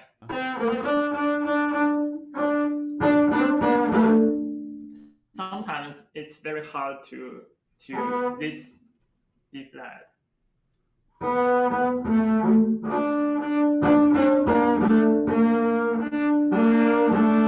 It's very hard to get the sound out.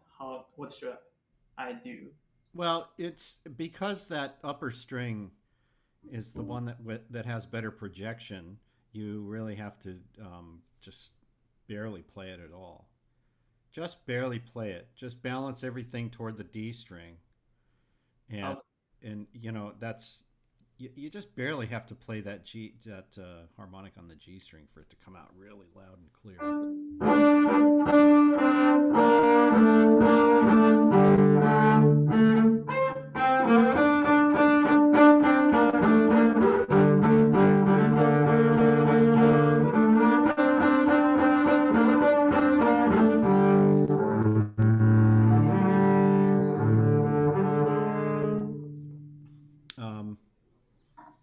Now, when you get da da da da dum, and the notes, the melody notes switch to the G string, make sure that bum ba da da da, bim ba da da da, that you're putting some expressive movement into it.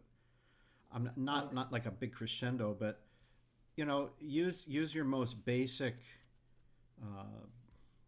ideas about phrasing.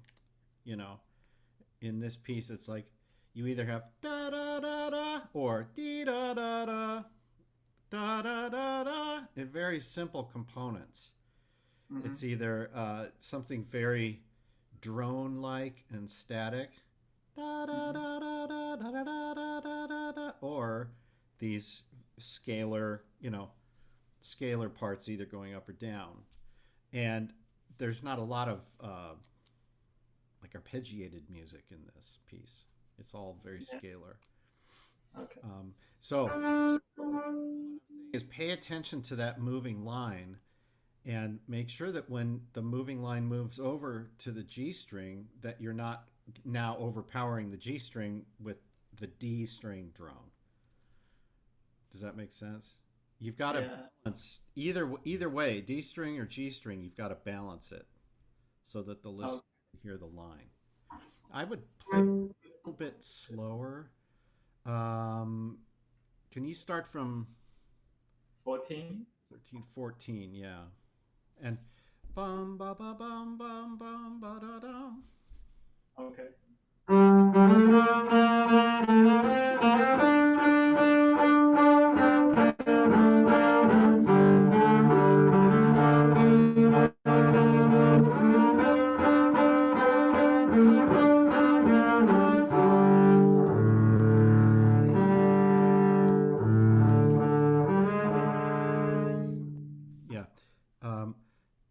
I think you can play around with the phrasing a little bit, even though it's not written. I think there's places where You know, like ba ba ba bum bum ba da dee da da da da da. Right? Take a little time. Okay. 24. Yeah. That's what the bars of 22 and 23 have to be really ethereal, you know, like sort of floating in space for a couple of bars.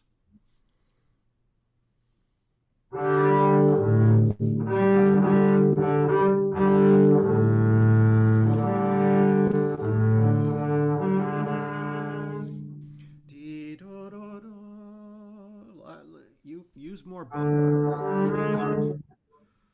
Use more bow, or at least do the whole thing out where the bow's a little less heavy, because everything sounds very granular, right?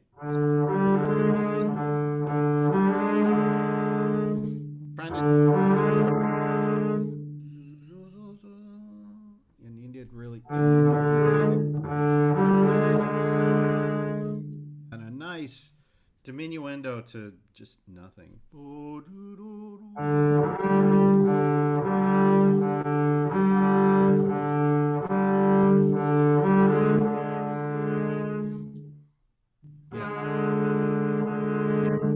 You can balance that better. Make it, it all has to be darker. Okay. But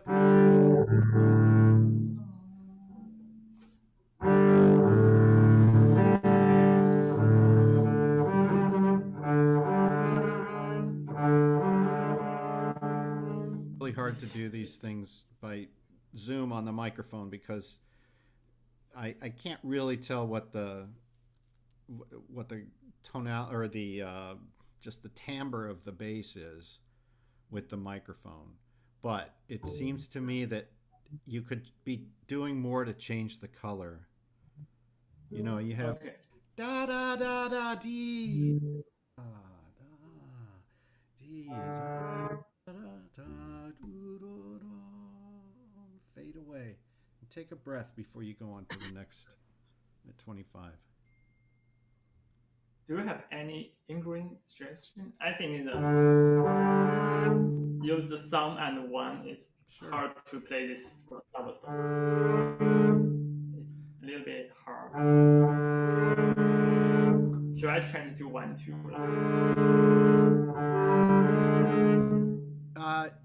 It sounds about the same, actually. I think you should just stick with the thumb 1. The more important thing is that minor second, A flat, has to be lower, much lower. Da dee da da. For it to really sound like a.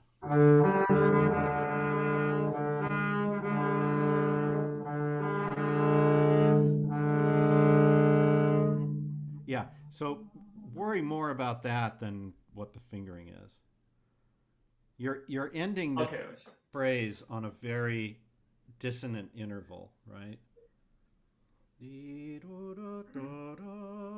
So you have to get used to playing that interval, the tritone interval, in a very beautiful kind of way, not just because a lot of times when we play double stops, it just sounds like we're doing everything we can just to get the two notes to speak, and there's not a lot of beauty involved, right?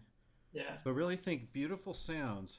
Dee da dee da dee da da or dee da da da. Okay. Dee da da.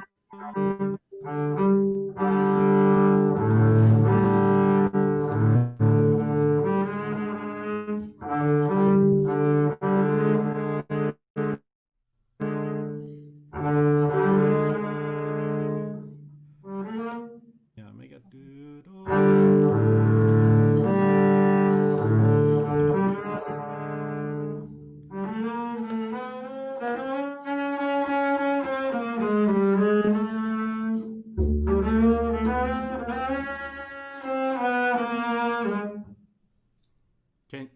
I guess our connection's really bad. Can you hear me? Oh, okay. I think there's just Yeah. Now it's on. there's a huge delay. So I want you to play from 14 once more. Okay. And there's a real kind of graininess in the sound, a little bit scratchy. And I want you to get away from the frog, and I want you to think about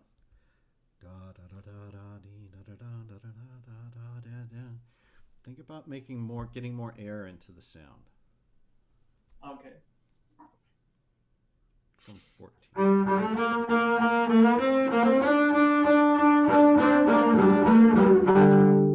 You know, it sounds like when you start playing the double stops with the descending notes in 16, it sounds like you start cha cha cha. It sounds like you start really accenting every note. Oh yeah, cause I want to the double stop, the sound really come out from this string. So I'm afraid That's not a musical decision. I mean, it goes without saying you want both notes of the double stops to come out, but that's not a musical decision. That's just a technical decision. So it makes more sense if you think about how the music's going. Da da da da da da da da da da da da da da da dee da da da da da da da. It should stay the same, the articulation. Oh. Right? Okay.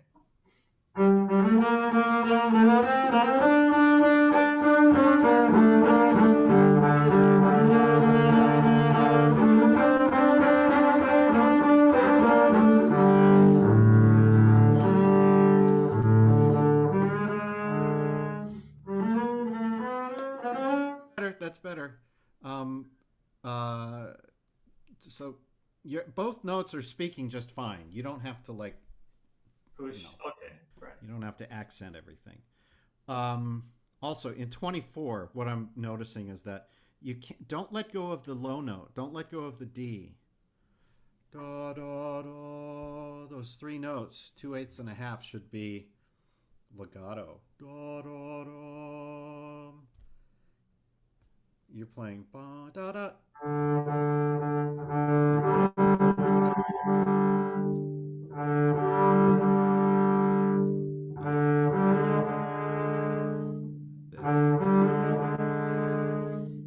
Yeah, and keep the balance on the half notes. I mean, on the half note doubles.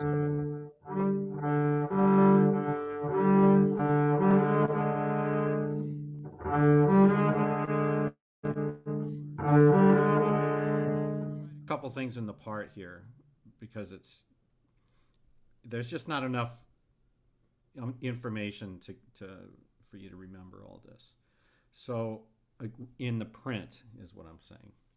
So when you get to bar 21, I would put a little diminuendo in there. Okay. Ba da da da da da da da. As that line descends, da da da da da. Make sure that you're sort of letting everything settle. You know, everything settles in 23 or 22 and 23. So you have to lead into that better. Okay.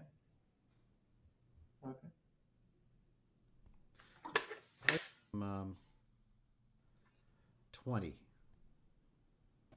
Okay.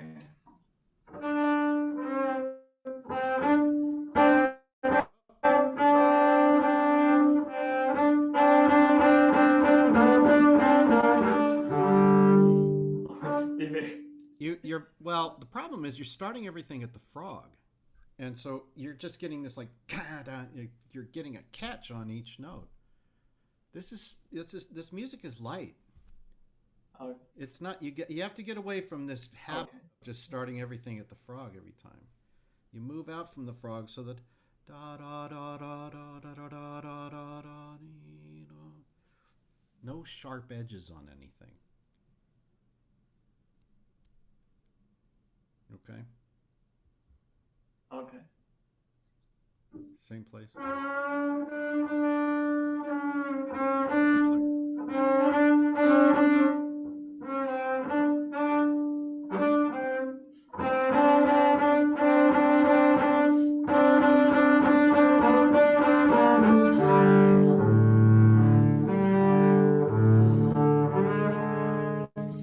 Diminuendo. Da da da da da da da da dee, da, da.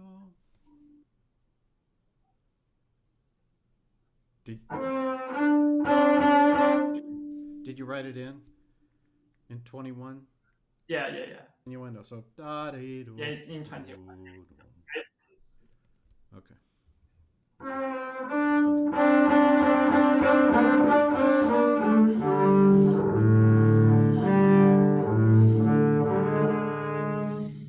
Okay, and one last thing.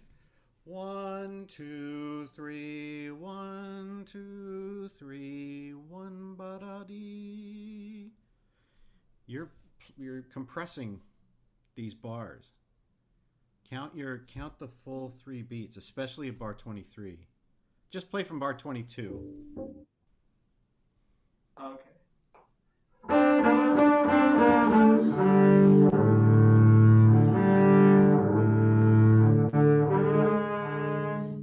No. Wait a minute.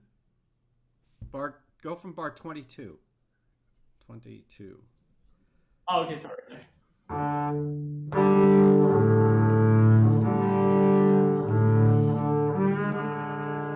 You're rushing. Da da dee do dee da da da. Yeah, you're make sure the tempo's slower, meno mosso, in those 3 bars.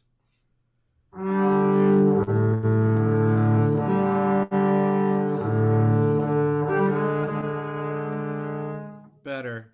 Can you make a diminuendo over those 2 bars as well? 22 and 23.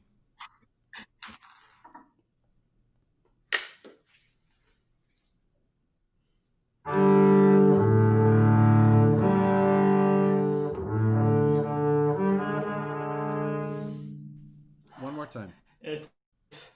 Don't crescendo with your up bow.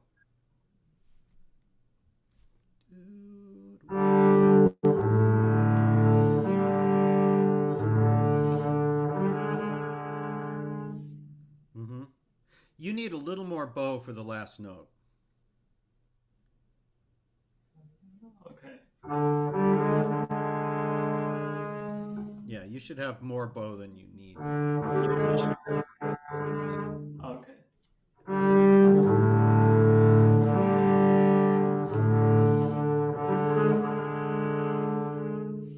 Okay, so work on that ending. Right. Yeah, it's difficult to diminish. All right, now going on in 25. It says piano, but let's try to fill in some, piano just, it doesn't tell you very much. Let's think about the sound of, the kind of sound that you want here.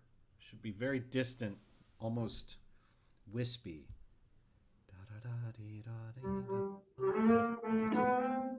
Yeah.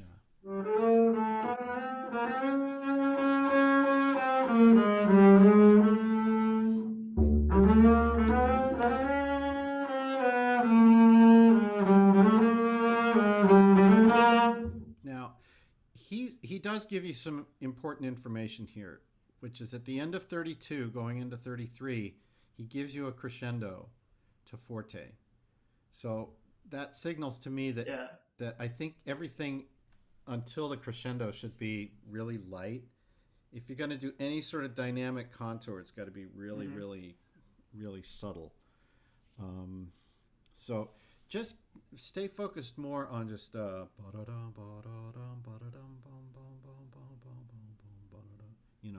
just very light.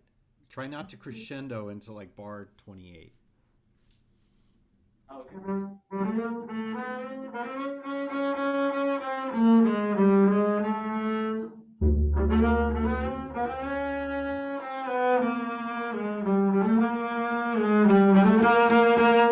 Okay, so can you make it at 28? Da da da, prettier. It just sounds very raw. And you're tending to, when you have like the same note more than twice, you're tending to crescendo on those, and I'm not sure that's correct. So what I mean is like, you know, da da dum ba da dum ba da dum ba do do do, right? Dee not dee da da da. You're crescendoing. Just try to da dee da da da da da da da dum. But and then get to that bar 28. Ba da da da. Boom ba da da. Right.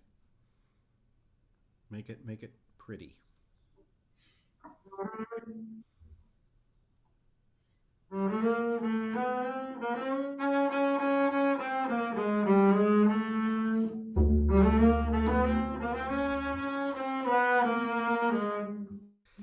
That last note at 28 on an up bow just sounds like da da dee. However you can work that out. Okay. Just do like a bows. Bum. Where? Well, the last note of 27 and the first. Okay.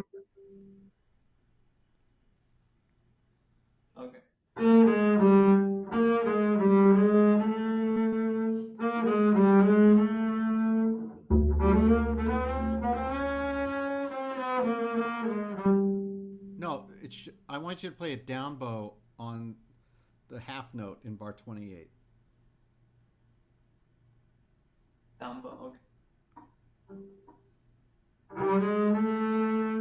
Yeah. So keep the slur, but at the note before 28, the A flat, play that up bow, and then another up bow on the first beat of 28. Just play an up bow, another up bow on the first beat of 28. Okay.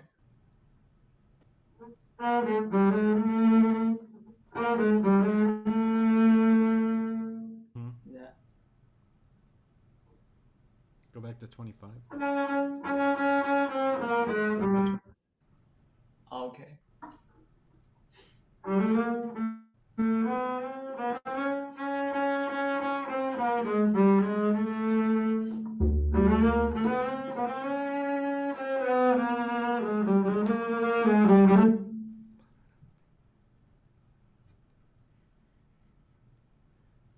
Yeah, can you start 25 down bow? Okay.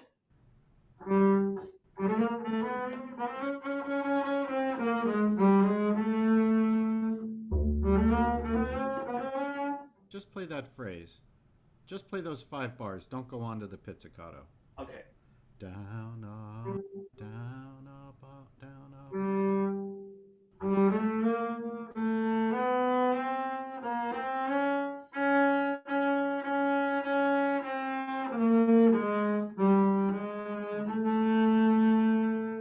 Yes, do it again.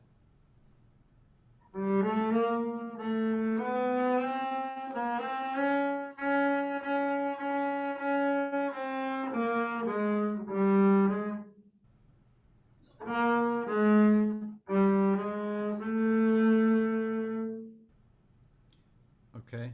Can you use more bow? Get over the fingerboard a little bit. Go for a very almost portat, not portat. What's the word I'm looking for? Playing over the fingerboard. Like feather? Huh? Like feather. Very good. That's good. That's not the word I was. That's the idea.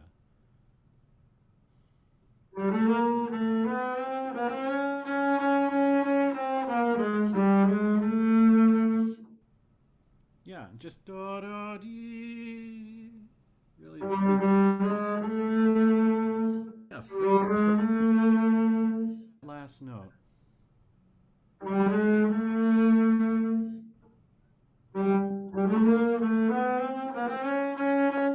Yeah. I think the problem that, because I'm starting to hear people play this piece more and more, right?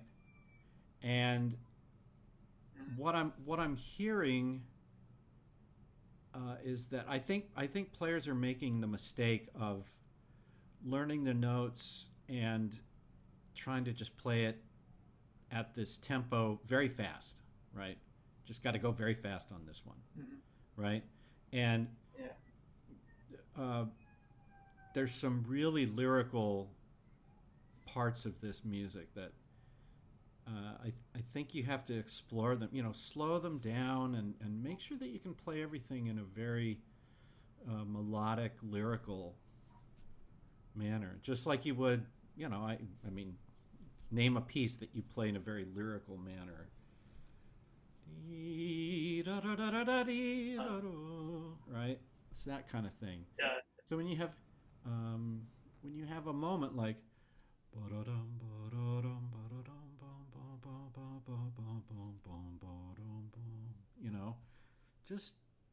just very pretty, very beautiful music under the bow, right? Okay. Nothing heavy or forced about it.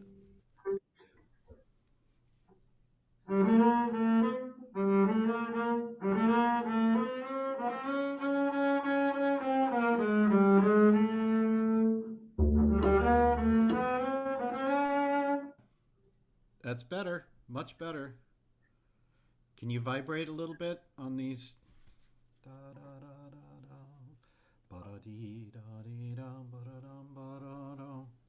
Okay. A very active left hand is alive.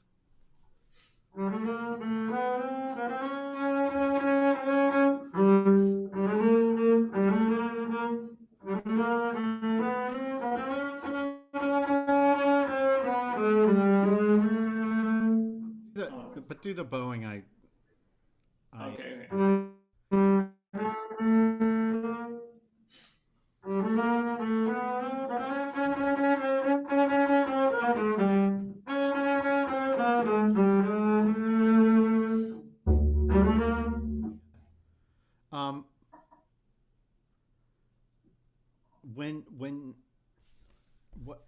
One thing I noticed that you do is if you get a little if you're not quite sure, maybe your left hand's getting a little confused, which is fine, that's why we practice. What I notice is that when that happens, you start digging in with the bow. Okay. And it just, like, whatever music you were working on just gets sort of swept aside. And what I'd rather have you thinking about is always put the sound that you're trying to produce, the sound that you want to produce, put that ahead of everything else. No, it doesn't matter if the notes aren't quite ready. You still have to practice the notes a little better. The bowing is maybe a little confusing, but you don't just start playing harder to learn something. You have to learn. You have to learn this passage, for instance, from the standpoint of I want it to sound like very quiet, very mysterious almost, and that has to be part of the practice that has to be a fully integrated part of the practice, right? Yeah. So that everything has meaning, even when you're still learning something. Okay. The worst thing we can do as musicians is play notes without any sort of meaning behind it. You don't have to describe to me or to anyone in words what the meaning is, right? But you have to know what, for you, the meaning is. Okay. You have to have a sense of that always in your mind when you're playing. What's the meaning of this? It could be, it's totally abstract, right? You know that word? Abstract. Abstract. Yeah. Yeah. It's, like I said, it's something you can't really put into words. It's coming from a different place. And so that idea, that abstract idea of the meaning of what it is that you're playing, that comes before anything else. That thought precedes, that thought comes before any action. This is action. Okay. But the thought has to, you have to think about these things first before you start in. Or else it's just going to be da da da da da da da da da dee da da da dee da dee, right? Not much, that's not very interesting. Okay. So that's yeah, I don't want to grind that into the ground there. Just know that, then then it goes back to forte, right? Mm-hmm. Now this next section is confusing, almost scherzando, like starting at 37, right? He has this combination of eighth notes and 16th notes and slurred music and separate music, and so it should sound sort of surprising, erratic almost. Beam bada-dim bada-ding dong dong dong dong bada-ding dong dee da ding dong, so that you don't know where you are. So that has to be very fluid in the bow, right? Okay. Does that make sense? Yeah. A healthy volume. Can you take it there from what is that? 30? 3? Yeah. 30? Yeah. It's from 33 or 30. Yeah, what's a good place to start? I think it's 33. Okay.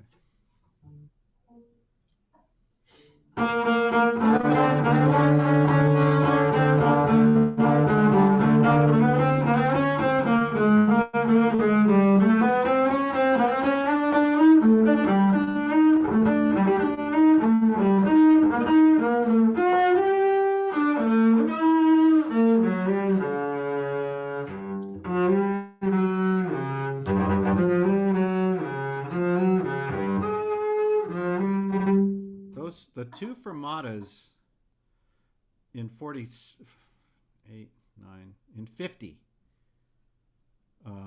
Yeah. Again, that's a total, that's a stop in the action, right? Okay. So you have to play into that. You have to precede it. Ba dee da dee da dee da dee. Ba. Don't skip over it. That's like full stop there, right? Yeah. Where can we start? Can you start at 40? 40. Okay.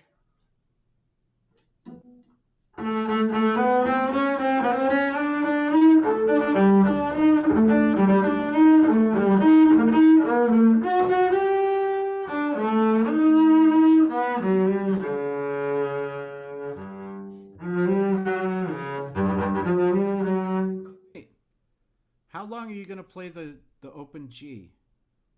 Or not open G, but the fermata G. That's a fermata. It's a big fermata, isn't it?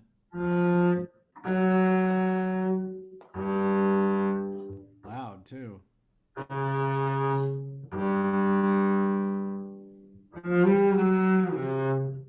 And I would close it. Okay. Now tell me, what's similar in this part to the other place where you slowed down and came to a rest, like, let it settle in bar 24?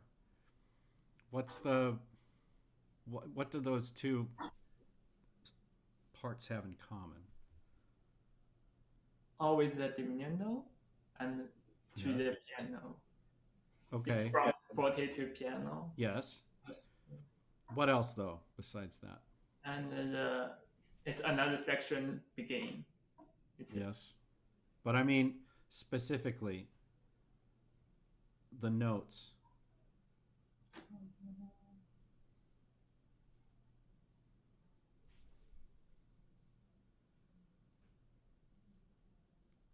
What are the two? I don't know. What are the two notes in the half notes in 24? It's all the G. What the half notes in 24? It's what notes are those? D and A. A? You sure it's an A? D. No, it's D a D, but it's not an A. Look at the bar. Yeah, it's D. D and what? D on the bottom. What notes on top? A. It's not A. A flat. A flat. A flat. Yes. What interval does that make?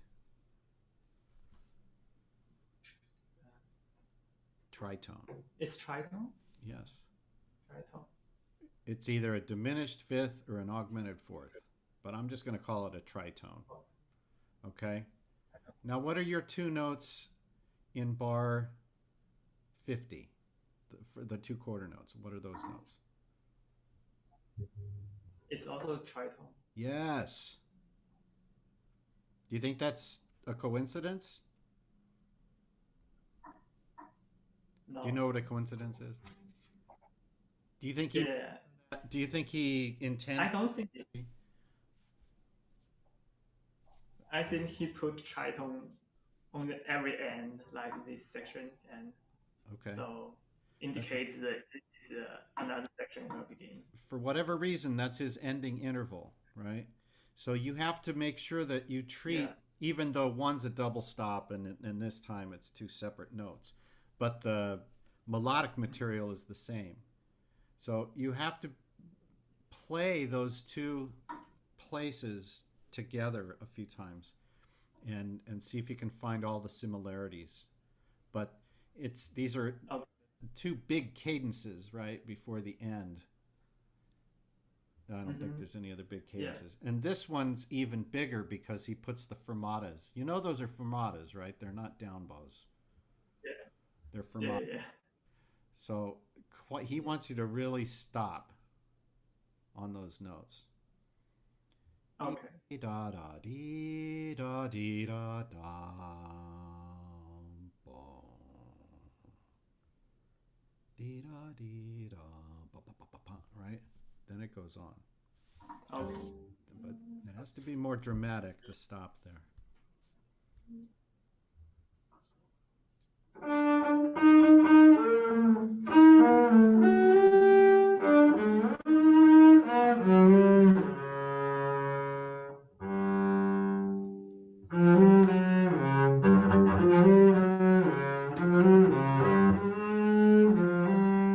It just doesn't sound very dramatic to me. Da da da.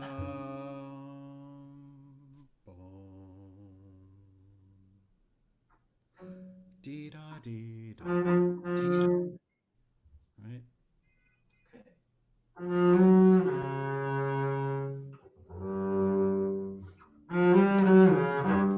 No, take your time. Make it musical. Da da da. There's two fermatas, so the idea is that fermata number one has a certain length of time. Dum.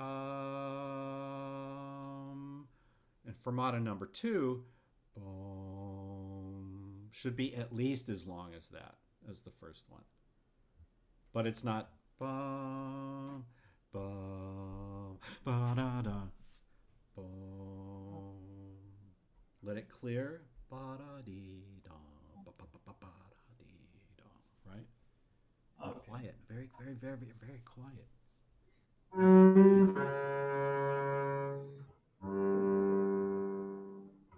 All of a sudden you're playing forte. Is it forte there? No. No. It's just like the other place. Remember everything we did musically back at 24, 25? Yeah. The same idea. It's the same idea. Now you're in a very quiet zone.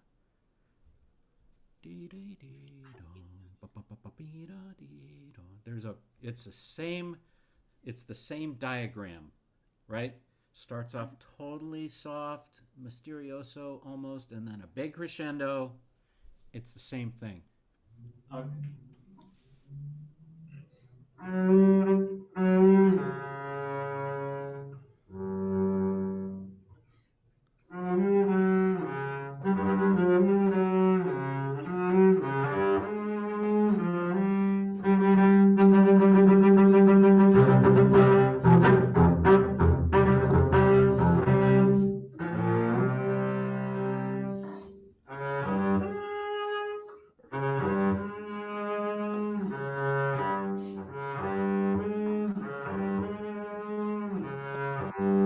Hold, please. It sounds a little choppy. I still think this music's going to sound a lot more musical if at 36, 35. You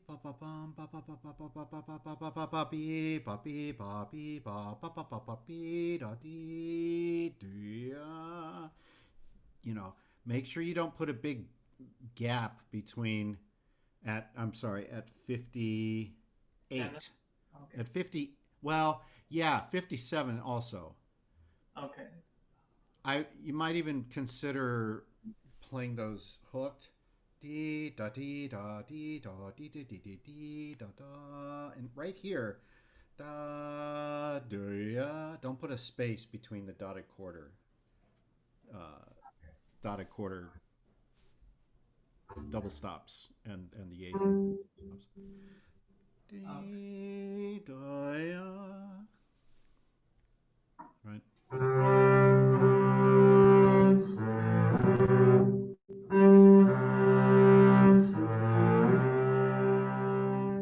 Make a very dramatic glissando.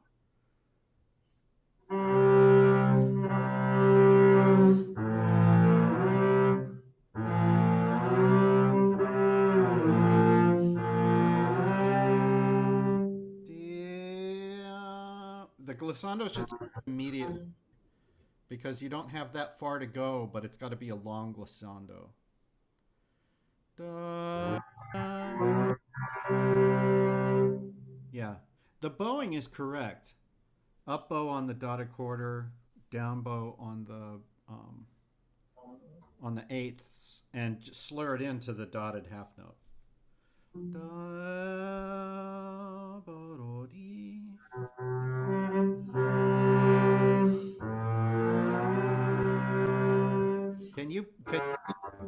Can you not pick up the bow so much in between those two notes? It's oh.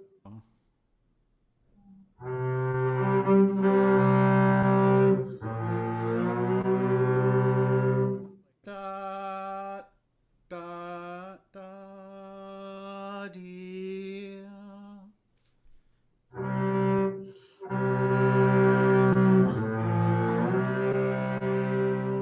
Work on that. Okay. On that.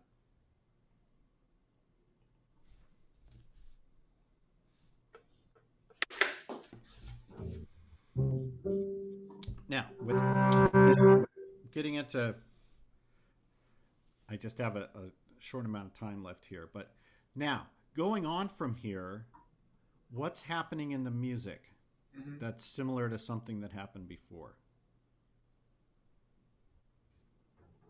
It's again the cadence, the tritone start at piano part. Okay. First, all right. 59. Interesting. So it's another section. Yes. But starting in 60. What is he doing musically or rhythmically at 60 that's similar to? Can you find a place where it's similar?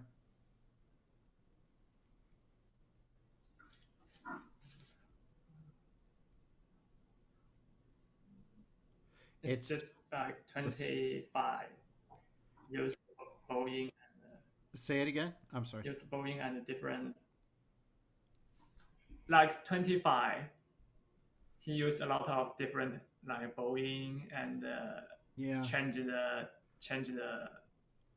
I'm thinking of something else. I'm thinking of where the music goes all kind of crazy at 37. And you don't know where the 16th notes are going to come in, right? Yeah. Oh, yeah. It's the same thing here. He's written it slightly different, but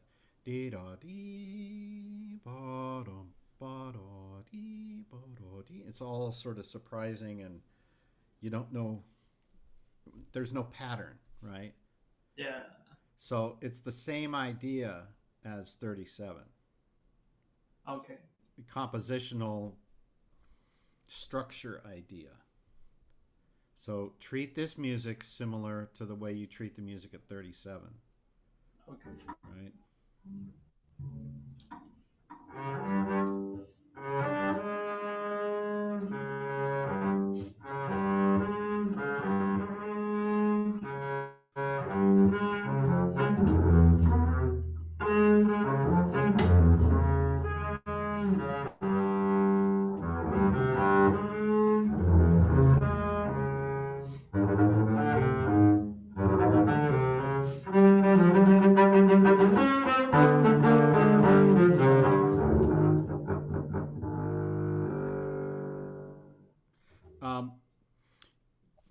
Two things.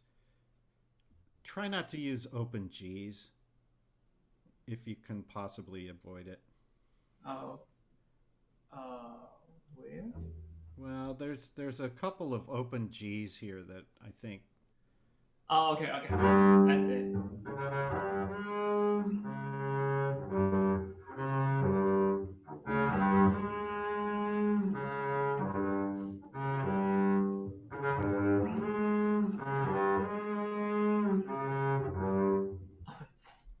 Just investigate that, because the open Gs really jump out. Okay.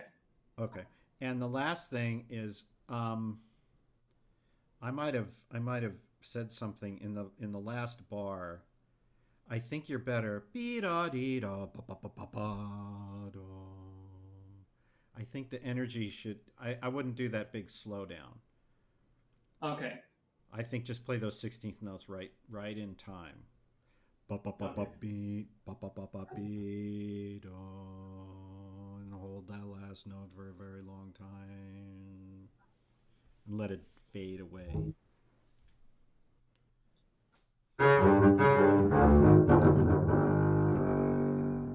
Yeah, just you can stretch, you can lengthen. Yeah.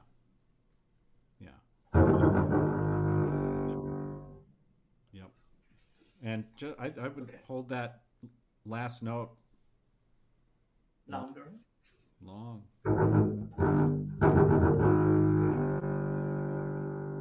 Yeah. Lots of bow and just let it drift away.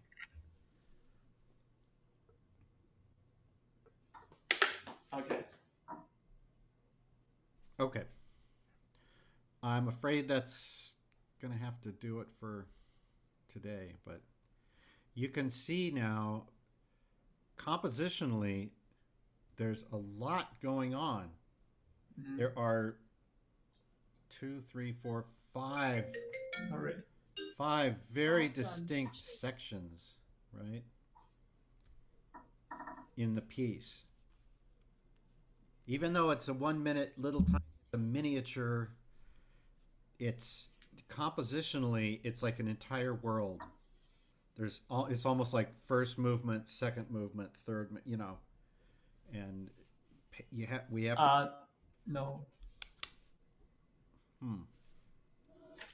My mic's on, so I'm not sure. Hello? Can you hear me now? Battery 70%.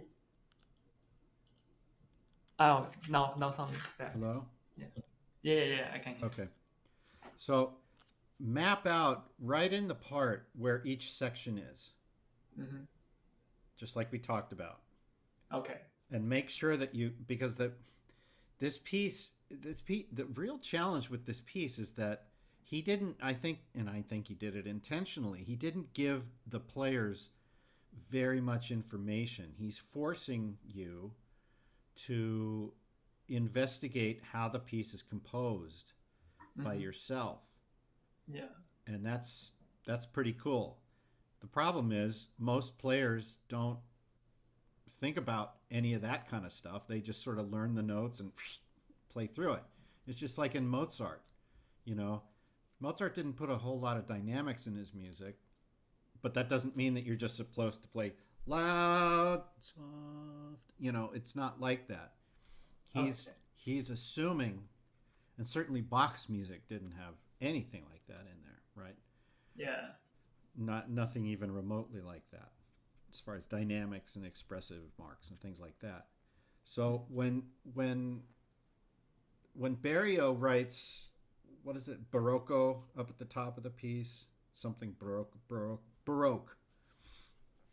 Yeah, Forte Barocco. Forte Barocco really means, to me, that means, you know, there's just as much going on here musically, melodically, thematically, rhythmically, basically compositionally. There's as much going on with this piece as anything from the Baroque era, and he gives you basically as much information as the Baroque composers did. Not very much. And he's gone now, so he can't look over your shoulder and tell you, you know, that's supposed to be that way and that way, that way. It's up to you, and with some guidance from me. But don't make the mistake that this is just a quick little whoop, and you're done, you know. You're done. Okay. That is absolutely not the point of this piece. The point of this piece is how much can you do with it? He's giving you that opportunity. And it's sort of like he's sort of winking at us, going like, I know some of you aren't going to get this, but the ones who do, that's how the piece is going to be the most effective. Okay. Right? So we'll keep working on it. Yeah. Thank you so much. All right. Thank you so much, Robert. Fantastic masterclass there. Robert, now's your chance, guys. Now's your chance to come and chat with Robert. If you want to ask him a question directly, you can stick a question in the Q&A window, and then we'll bring you into the room to ask it. Or you can raise your hand virtually. I will be watching to see anyone done that, or you can do it in the chat window as well. So please, if you've got any questions you'd like to ask, please do let us know now. We've got actually a question from Asaf Rabi, Asaf, I'm just bringing you into the room so that you can come and say hello. You can switch on your microphone and your camera, and then you can ask your question to Robert. Asaf, you're just coming in there. Try your video once more. Can't see you yet, but try speaking, see if we can hear you. Now, 1, 2. Oh, hello. Hi. Hello. Hi, Asaf. Lovely to meet you. Hi. Hello, and thank you very much thank you for your generosity with your master classes and the teaching and everything over there, obviously, for sharing your experience. One more light, please. So, my question. Oh, Asaf, your sound's just gone funny. Can you just undo what you just did just now? Is it funny? Yes. A little bit. Yes. Oh, how about now? We got it. We got a funny hissing noise. Oh, that's good. How about now? 1, That's 2. better. Yes. Try again. Okay. So since there's so many things to learn, and so for this for this kind of program. Okay, Asaf, I'm so sorry. We have a real problem with your sound here, but I have your question here. If it's all right with you, shall I ask it to Robert? We've got a real problem here. So Robert, what he's asking is, he says, thank you so much. And what were some of your most important realizations, physically on the bass, musical or otherwise, which made your playing solid and available with quicker access from the music at hand? Do you see the question there? Yeah, thinking about it here for a second.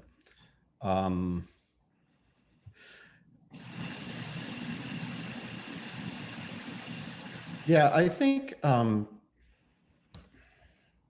that's a good question. I mean, I'm assuming, I think maybe Asaf means breakthroughs, plateaus. Yeah, you know, I had the biggest breakthroughs usually because of a teacher had guided me towards some new way of playing the bass, or the development of a new technique. Like when I started studying with Homer Mensch, for instance, he threw a whole bunch of etudes at me and I hadn't really done that kind of work before. So, you know, he gave me etudes from Bilet and Nani and a whole bunch of other ones. And just to sort of kickstart the elevation of my technique. And that sort of guided me towards a larger concept that, you know, I had all sorts of nice stuff happening in the left hand, but my bow technique just wasn't nearly where it needed to be. So, you know, I had come at the bass from a largely just like a jazz standpoint, which didn't involve the bow very much at all. I'd been playing in orchestras throughout, you know, since I was a little bitty kid. I started on cello. So it's not like I hadn't been using the bow before, but, you know, he really emphasized just how much work there had to be done to develop my bow technique. And so that was a huge breakthrough for me, realization, and the development of my sound but, you know, giving me very specific things to do. For instance, playing long tones and,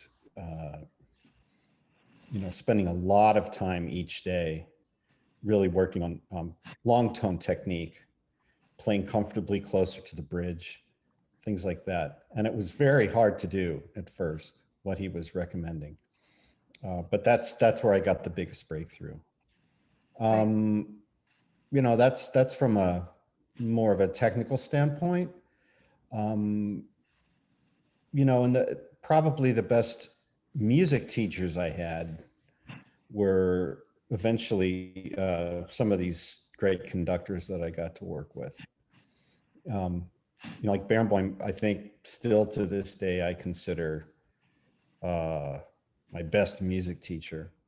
So I was, you know, I was quite a bit older when I started working with him. I mean, relatively.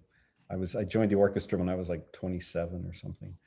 And so, you know, I had a lot of musical study, you know, already at that point, but he really took it to the next level as far as the kind of sound that he wanted to produce, and just starting to think about ways to phrase things that I hadn't really thought about before. So, you know, those are, I'd say, two of the biggest influences on me as far as realization or breakthroughs. I hope that answers that question somehow. Thanks, Robert. And thank you, Asaf. I'm sorry that we couldn't hear you actually speak it up, but thank you very much for coming in and asking it. Now, we had a few people that had to leave early, Robert, but they did leave some questions for you. So one of them was saying, I know you're an extensive jazz performer, but how easy is it switching back and forth between different types of music, particularly, of course, jazz to classical?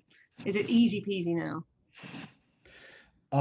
It's always been pretty easy, just because I've been doing both for so long.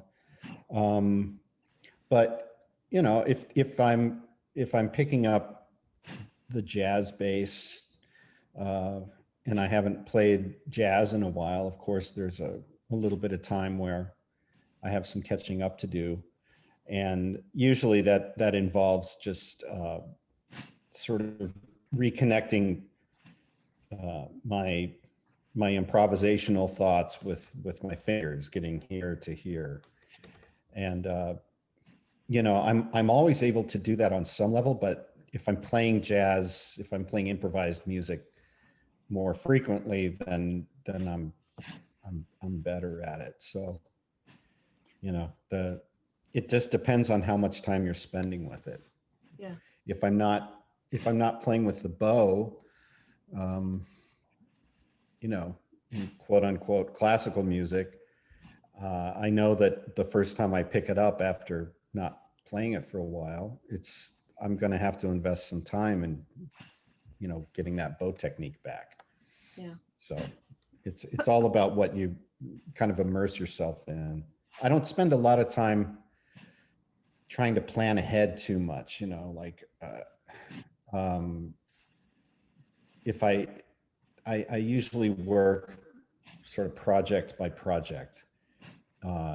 So, you know, there's kind of a minimum amount of daily maintenance that I have to do in order to just keep everything working the right way. But I tend to really do focused work on the stuff that's just right in front of me or coming right up. I've got to ask you, have you ever had the burning desire to burst into improvisation in the middle of a classical concert?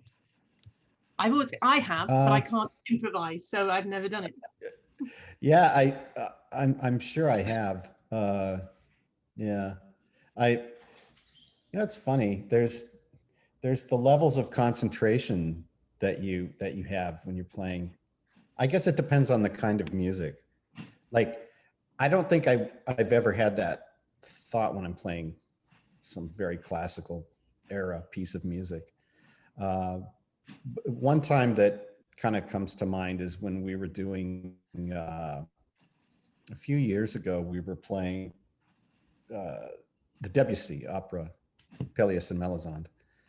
And, you know, his harmony is so jazz, you know.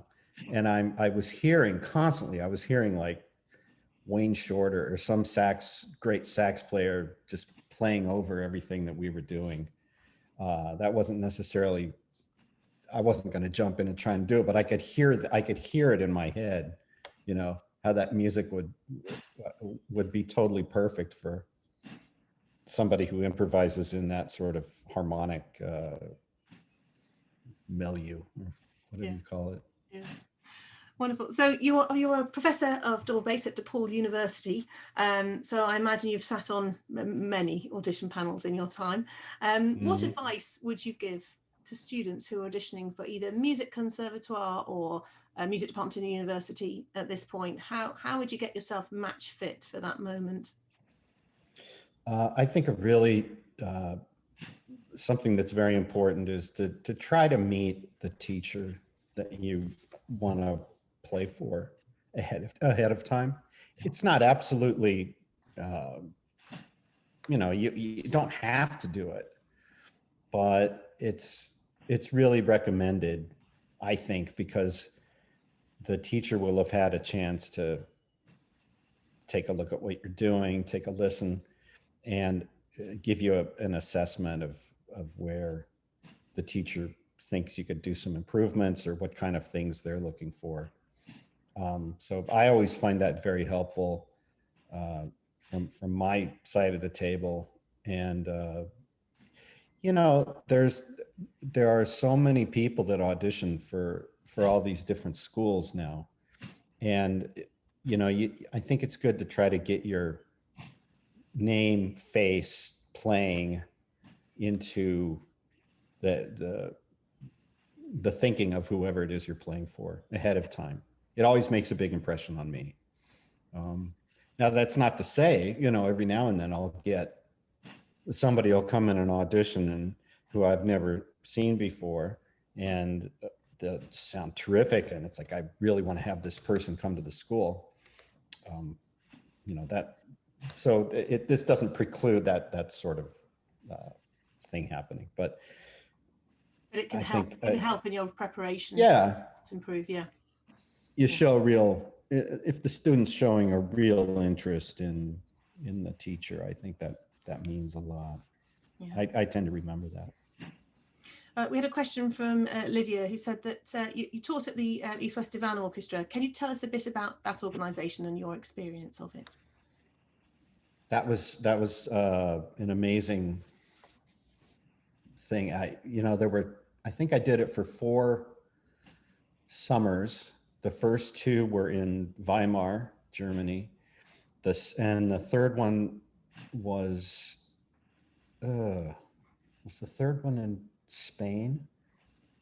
I get those years mixed up, because one of them was in Chicago. I think the last one I did was in Chicago, and the third one was in Spain, outside of Seville. And that was really cool. But musically, it was an amazing experience. With, Barenboim was there. Well, it's his thing. And the other coaches were fantastic. These players from the Staatskapelle, Berlin, his opera orchestra. So I made some good friends there and did a lot of good playing. The students were wonderful. This orchestra made up of Israeli and Arab kids, which, it's a very highly charged atmosphere, just from a sort of sociological standpoint. And I really tried to keep my involvement kind of strictly about the music, but, there were conflicts that came up from time to time that were kind of hard to deal. I had to find a way to deal with interpersonal conflicts, and things could get pretty heated from time to time. Yeah. But overall, the music brought everybody together, of course. And when they were working with the maestro or with Yo-Yo Ma, all of that stuff got sort of dropped to the wayside, and everybody just focused on getting to work on playing music together. But I met some really, really amazing student players, bass players, who some of them I still kind of keep in touch with nowadays. And that orchestra has grown into something really much bigger than I thought it would at the time. Much more beyond a youth orchestra. It's a legitimate orchestra now, like professional, great orchestra. So I was honored to be a part of it, at the beginning. And, I still get to see Barenboim from time to time. And that's a huge part of my life. And I gotta say that, when I talk about Barenboim as one of my music teachers, it was really that experience with him that sort of confirmed all that for me. When you play in a symphony orchestra, you have a set number of rehearsals every week, and it doesn't matter what conductor's on the podium, whether it's Daniel Barenboim or someone who's just starting out. You're sort of, the structure of the rehearsals and everything is the same, and you don't get, you get the job done. You don't get maybe as in depth with each person as you would like. Sometimes that's good because the person doesn't have much depth, and you can just sort of, get through the week and go on to the next one. I'm sure you know all about that too. But the thing about working with Barenboim and the divan was that I would sit in with the basses for all the rehearsals. So it was like a learning experience for me as well. And I got so much more information from him working on, you know, Beethoven's 7, a piece that I had played 1,000 times, you know, just having him take it apart in a way that I never got to experience sitting in the Chicago Symphony. Yeah, it's wonderful. That's when my thinking got really turned around. I got to really know how he was phrasing. So it's wonderful as a professional to be able to go back to having that amount of time with music, isn't it?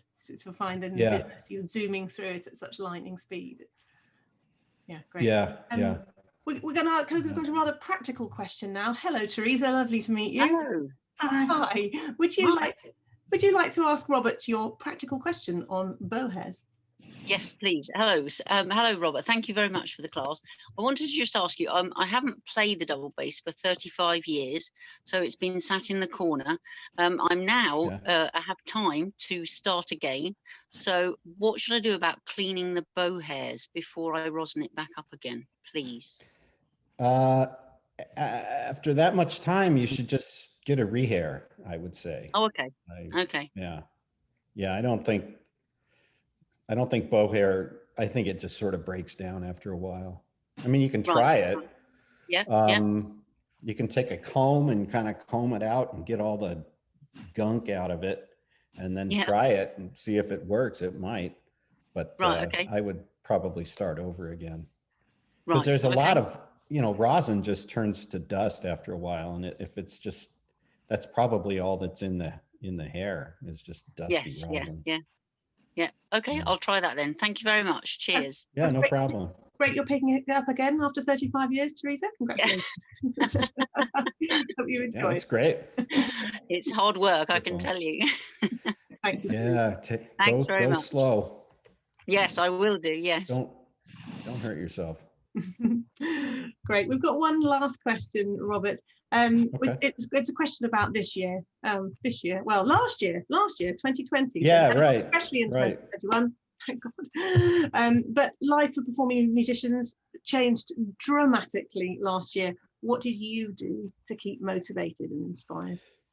I had some really nice experiences with, you know, I mean, the first couple months were, everybody was just kind of in a state of shock. And, you know, the orchestra was just not doing anything and trying to figure out what was going on.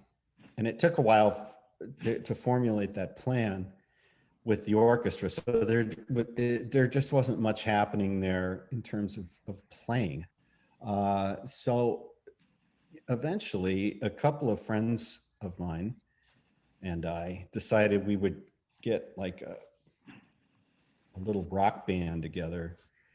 And because someone said, would you like to come and play on my porch? Or actually, I think it was a guitar player friend of mine said, you know, I've got this porch and we could just play for the people in my neighborhood. And it's big enough that we could socially distance and all that. So we just sort of made up a tune list, cover tunes, and we all just sort of refreshed our memories on these old rock tunes. And then we got up there and did it, and people just loved it, you know. And it wasn't perfect, you know, we were just sort of winging it up there, no rehearsals or anything. But it was so nice for us to be able to play music together. And, you know, people just came out of the woodwork. They brought their chairs and, you know, everybody drinks and stuff. And you know, so it was great. We did a whole bunch of those over the summer. And that was just really rewarding. You know, rock music to me and jazz music to me is, you know, that's just another form of chamber music that's available. Bass players kind of get the short end of the stick as far as chamber music repertoire in the classical vein, you know, and there's nothing wrong with, I mean, I I think I've played the Trout Quintet at least once a year for the last 40 years or something, you know, but of course, I will always do it because it's Schubert, for crying out loud. And I would never turn down an opportunity to play it. But, you know, between that and a few other pieces that we have, you know, you have to find other things to do. So, so we had this rock band, played a whole bunch of gigs on front porches, and you know, we would sort of put out a virtual tip jar, either by Venmo or PayPal. And I gotta say, people were very generous, you know, and it was obvious to me that at each one of these shows we did, the people were just desperate to hear live music, you know. And I did a lot of jazz trios, duos, some quartets, same thing. Same thing. The enthusiasm from the audiences was just off the charts. Yes. So I know people are really concerned, and I think rightfully so, for the future of what we do. And I think there will probably be some changes that come, that are some good, some bad. But I'm really hopeful that the relationship between the performers and the listeners is, I don't think that's going to change. If anything, this year has increased everybody's enthusiasm. You know, what I'm hoping for is that musicians like what I was doing will find it easier to just sort of self-start performance opportunities. I would say, especially in the jazz world, where no offense to anybody, but you know, this arrangement that we have between club owners, bar owners, and musicians is, you know, maybe that did need kind of a reset, because you know, it's just very one-sided. You know, it's like you just operate at the whim of some guy who's, you know, who's got a bar or a club. And sometimes the club owners are very generous and supportive of the musicians, and very fair-minded about that. But there are so many people out there who just have very, very little regard for the people that are getting up on the stage. And what we learned from this porch concert setup was that if you just remove that barrier, you know, and just directly musician to listener, the listeners love it. And they know, as far as I can tell, they know the worth of what it is that they're experiencing, and they give accordingly. And that will be so much more appreciated now. Yeah. As far as the orchestra and, you know, different, you know, and a lot of the setups are different. You know, in the States, we have the board, and then we have the management, and then musicians, and it's most of the time it's a kind of a contentious relationship. So I don't know how that's going to shake out. We'll see. I know in my orchestra, the board has been incredibly generous and very supportive of the musicians. And I'm someone who, you know, I serve on my orchestra committee, and I've sat at the table for a whole bunch of negotiations. I'm not known as somebody who's always so crazy about my managers. I've been in a lot of fights, but I have to say, in all candor, you know, the way we came together to work out this, what we were going to do with this season to keep everything going, was very inspiring. And I hope that we can all keep that going as soon as this starts to loosen up a little bit. Oh, hopefully sooner rather than later. Thank you so much, Robert. And Ishani, thank you so much for enabling this session to happen, and hopefully some more in the future as well. Will you be playing again soon, Ishani? I hope. My arm is getting better, so I hope to start playing again. Need to practice. Need to take Rob's advice. I need to take my advice. We all need to take off. Record yourself, practice.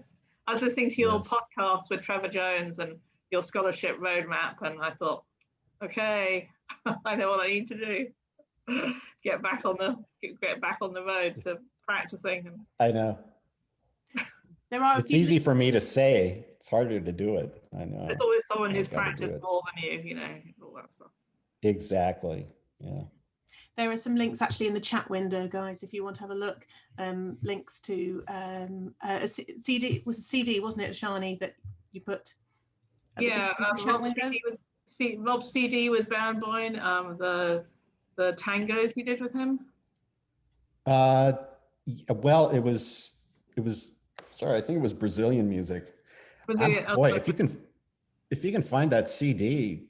Yeah, I found the link. I put it up there. There you go. Okay. If it's there to be found, Ishani can find it. So it's there. And the links to the podcast as well. It was kind of funny. A couple months ago, I was searching through. I went to Barenboim's catalog of recordings between, I think, Deutsche Grammophon and Teldec. They had everything up there, and I swear the only recording that had not been re-released was the one that I was on. So it's kind of hard to find, but it's out, it's out there somewhere. It's a precious collector's item. That's what it is, Robert. Yes, that's what it is. Yeah. Yes. Wonderful. It's like a bar of gold if you can get it. There you go. Lovely. Thank you so much, both of you. And please thank all your students as well, Robert. It was wonderful, very good of them to be put in the spotlight like that. We're great, very great. Yes, I know. Lovely. Good form. Thank you so much, Nicole. Thank you so much, Rob. Thank you for doing this. My pleasure. Have a happy 2021, everybody. Goodbye. Yes, you too.